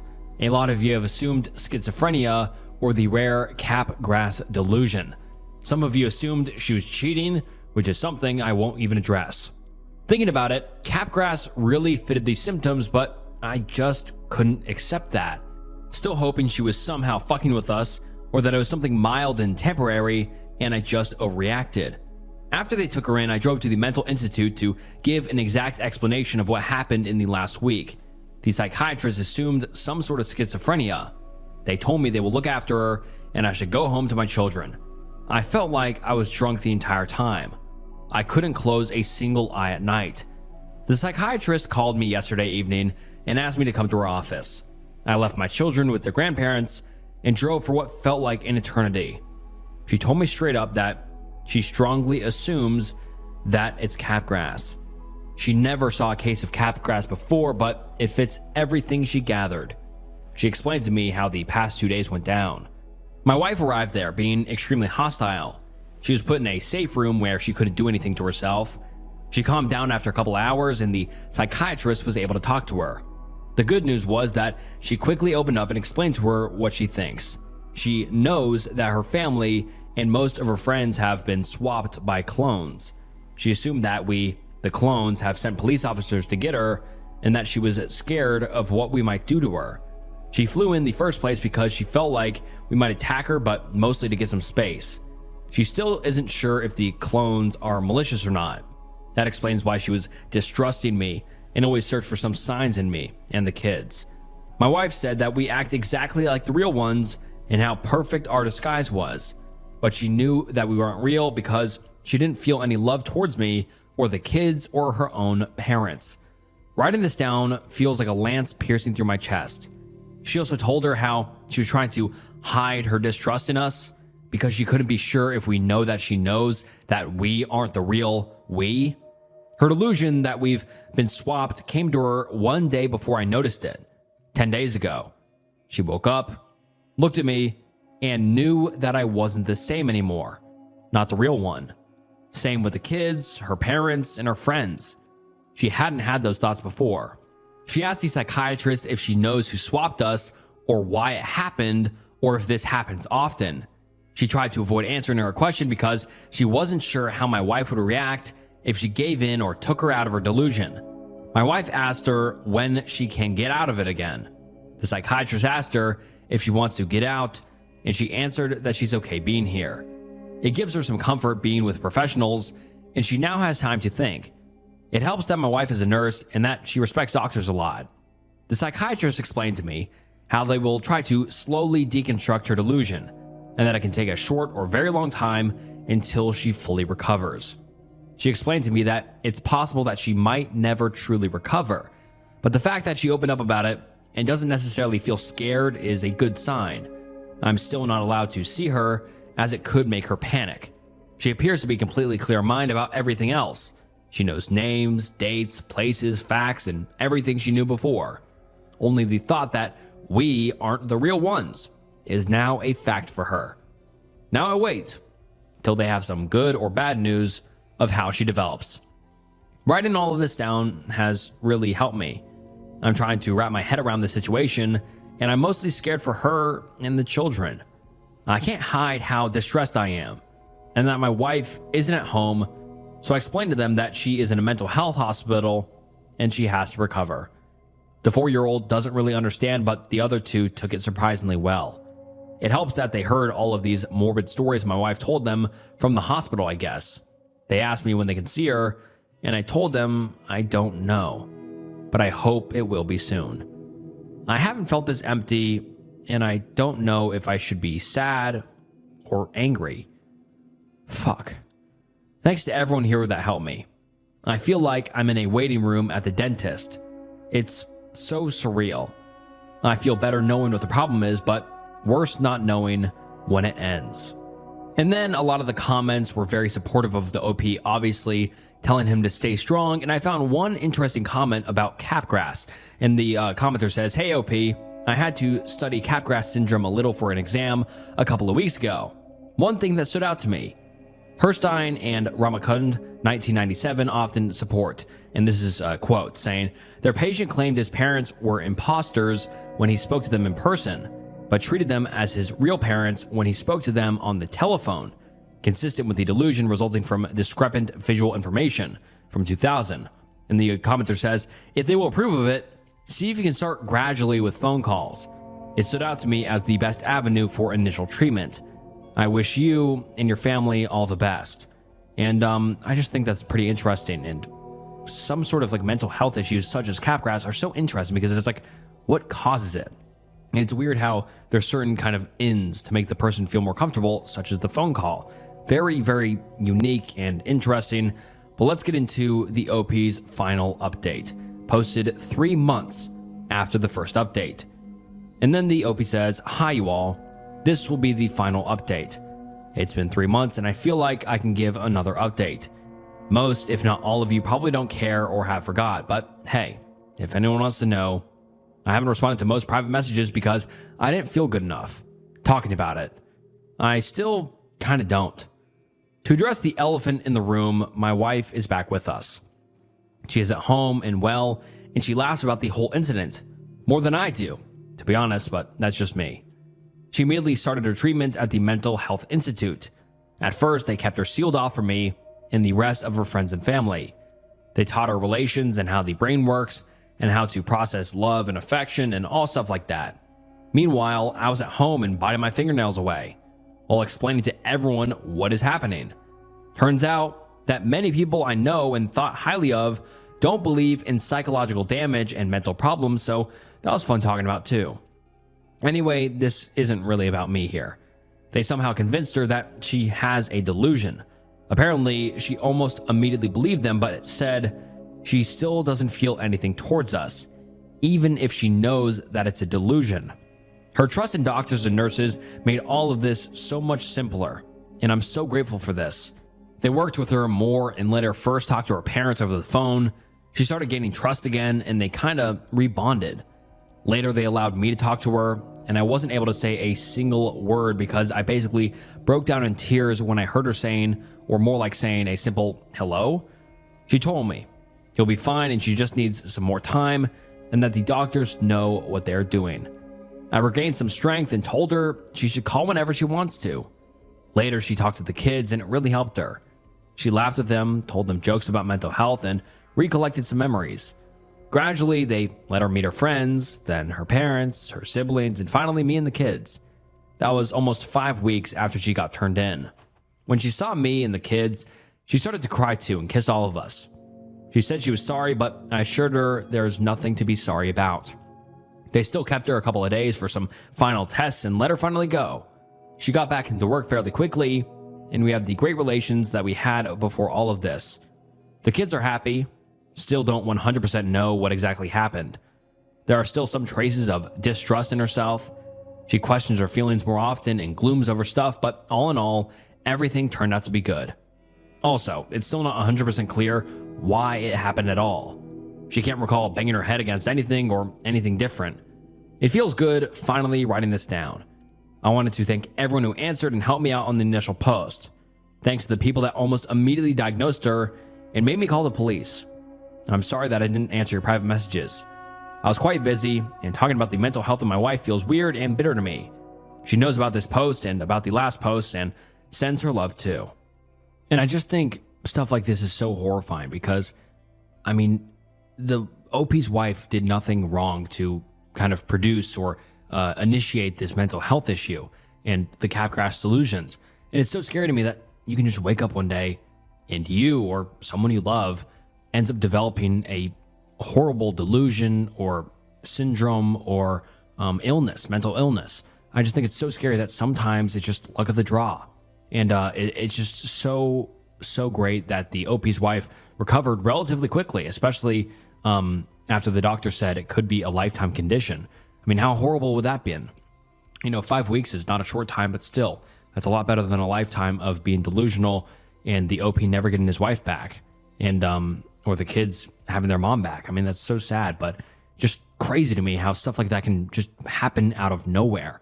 And it's so scary, but I just thought this was a horrifying post because it could have gone so bad if the OP didn't act faster. I don't really know how delusions worsen over time, but who knows? Maybe if he waited a few days, it could have gotten worse and ended up spending months recovering or something like that. But very scary.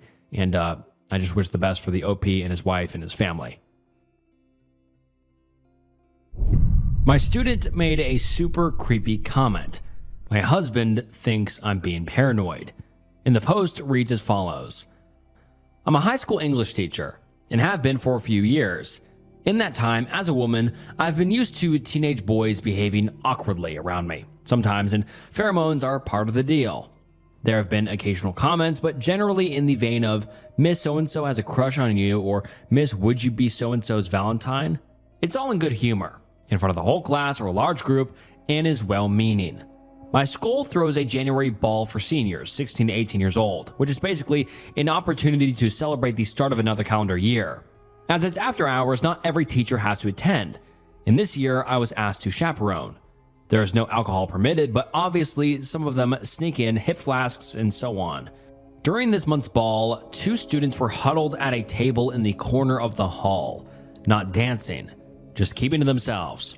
I know them well as problematic students who have difficulties socially, but also perform poorly academically, so they don't fit in with the popular crowd or the nerdy lot. We have some of these every year. Poor hygiene, greasy hair, long fingernails, that sort of thing. Immediately, I could tell they had been drinking, from the way they spoke and smelled, and asked them to hand over any alcohol they had. One of the boys, let's call him Stuart, started to protest. He said the following, and I'm 100% sure this is what he actually said. "Come on, miss. Don't pretend you won't open that bottle of Bailey's when you get home. Feet up in your dressing gown, watching the new TV. Give us a break." Now, as soon as he said this, I felt my heart drop into my stomach and got cold all over. I had just bought a bottle of Bailey's Irish Cream for myself the weekend before the dance. I am in the habit on nights where I don't have much marking/planning and want to treat myself on having a bath and watching a movie/TV series in my dressing gown. And my husband bought a new television over Christmas. I asked him how he knew those things, and he feigned ignorance, basically saying it was a lucky guess. I was so shaken that I left them, and for a short while later, they both left. But that night, I could barely sleep, and my paranoia kept on growing. I simply cannot believe that he could have guessed all 3 of those things. 1, maybe, but no way all 3. My husband is away for work currently. I phoned and told him about it, and he basically downplayed my concerns, saying I probably mentioned those things to my class at various points, and this student has just remembered it, but I would never mention those things. I just wouldn't, and I'm sure I haven't. I've become more skittish at home when I hear noises. I only live in a small house, but when I arrive home from buying groceries, I check every single room and cupboard before I lock the doors. I've also arranged to have the locks changed. When cars stop outside the house, I turn all the lights off and peek at them through the blinds. I'm having trouble sleeping. In class, this student is quiet and the same as ever, not completing homework assignments, distracted in class. My husband is growing increasingly exacerbated and worried more for my mental health than the possibility this student could somehow know details of my personal life. I mentioned it to my supervisor as well, and she also basically reasoned that I'd either misheard what he said, it was a coincidence, or a combination of the 2. What's the play here? I'm seriously freaked out, and I don't know how to even begin putting this to rest. And now let's get into some of the top comments. Someone says, my thing is, why would he say new TV? I could believe it if he said drinking some wine, watching TV, in your dressing gown, but being extremely specific about your drink of choice and new TV is a little scary. Wine is the trope/TV is what you would think people do/dressing gown is cozy, but those extra added details make it not a coincidence. And the OP responds saying, exactly. If it was just you're going to have some Baileys, or even you're going to have some Baileys in front of your TV, like, okay. But those comments, plus the new TV, and I have to agree with the OP there. I mean, there's just no way it's a coincidence. And that's just so creepy. Obviously, it's just the chances of that being a coincidence is basically nothing. And this kid obviously seems a little bit off or creepy or whatever, but yeah, just very, very concerning. And then the OB gives us an update saying, I wasn't expecting this post to receive so much attention. I'm really grateful to so many people who have now validated my concerns and helped me develop a plan of action. I got home a little while ago, and I'm going out shortly with a friend to try to rule out Bluetooth and Wi-Fi devices with my neighbors. After that, the 2 of us will try and conduct a meticulous search of the house for any concealed devices, using the lights out phone camera trick some people recommended and some other tips I've found online. Just to clarify a couple of points that I've seen raised a few times. Dressing gown is a really common term here in England for what Americans might call a robe. It's absolutely common parlance. Here, most people I would know would associate a robe with something a wizard might wear. In terms of it being a lucky guess, if he had just said, relax with a glass of wine, I might have assumed so. But the dressing gown comment plus the Bailey's comment when I just bought a bottle in the explicit mention of a new television, which I'm 100% certain I did not misinterpret. These things make it so much harder to write off as a coincidence, and I'd completely agree with the OP there. And then the OP also says, as far as social media goes, I have Instagram, which is set to private under my maiden name, and my profile picture is not of me. I'm not in the habit of connecting with former students. I only have 3 who have all gone on to study English at university and have used me as references. I also have a Snapchat, which I use only with my husband and very close friends. I've posted nothing about my new television, and I also don't think I've mentioned this to colleagues, let alone to students. Certainly, I said nothing about the Baileys I just bought. And now let's get into some relevant comments. Someone says, is it possible that you or your husband were observed buying the new TV in the Baileys? The student's parents could have seen either purchase and said, oh, the OP just got a new LG 65-inch. I agree you should do a sweep for cameras or ask a tech-ish friend for help, but that would necessitate figuring out how the cameras got there, which opens up a larger conspiracy. And that's a good point. And then the OP responds saying, how can I do a sweep for cameras? I genuinely want to know. And then the commenter responds again saying, well, I'm in IT, but not that area. If there was a camera, logically it would have to be transmitting, so probably use a Wi-Fi connection. I've read that skimmers and gas station credit card payments units can send data through Wi-Fi, so the bad actor doesn't have to retrieve it. That Wi-Fi should show up on your phone if you look at various Wi-Fi offerings on your phone. You'd have to take into consideration closeness of neighbors' houses and their routers, so it's a guess. How a camera got there is another puzzle. Occam's razor says to look at the easier likelihood. So how can someone be looking in your window as you sip Baileys in a nightgown and also notice your recycle bin with a discarded LG TV box recently? And then someone else says, I'm not a huge techie, but I've been around the block a few times. Your husband is being naive. And while I appreciate people trying to encourage you that the surveillance is happening via Wi-Fi or Bluetooth, and of course investigate those avenues, please also take seriously the idea that you are being stalked, even stalked for fun with no malicious intent. I mentioned in a separate comment the idea of a dog, and there are also many DIY ways of alarming or otherwise reinforcing your house that don't involve tech. If you look on YouTube, for example, I'm hoping that you stay safe. And then the OP gives us a final update saying, I wasn't going to post an update here, but the number of worried people who have reached out to me made me reconsider. After a thorough search of my house, I found 2 devices. They seem to be camera devices. I don't know if audio is included. One of them was in the smoke detector in my bedroom, while the other was concealed in the wall of my living room. Looking at an old picture of my bedroom, it looks like the smoke detector itself has changed very slightly. I think that the new one is a device in itself, which the culprit somehow switched with the old one without us noticing. The matter has now been referred to the police. If it wasn't for so many of you taking me seriously and giving me practical advice, I wouldn't have had the courage to check, especially given my husband downplaying the concerns. He has been very apologetic and is coming back from his work trip early, but I've asked to spend some time apart and will be staying with my parents for a while. I'm glad I raised the issue with the head at my school and a couple of others, as there's a paper trail. Another suggestion from the thread. Needless to say, I'm completely shaken to my core, and I have the most revolting feeling of my privacy being invaded. I have no idea how many people have been involved in this, but phones have been taken from students, and we should have more answers soon. I won't be making any more posts or updates. Thank you again to everyone for affirming me and making me feel sane. And just, oh my God, I was not expecting that at all. I thought it was going to be like the guy was looking through a window, which obviously in and of itself is terrifying.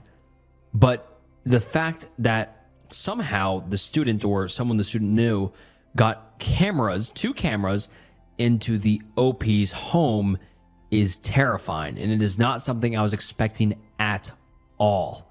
At all.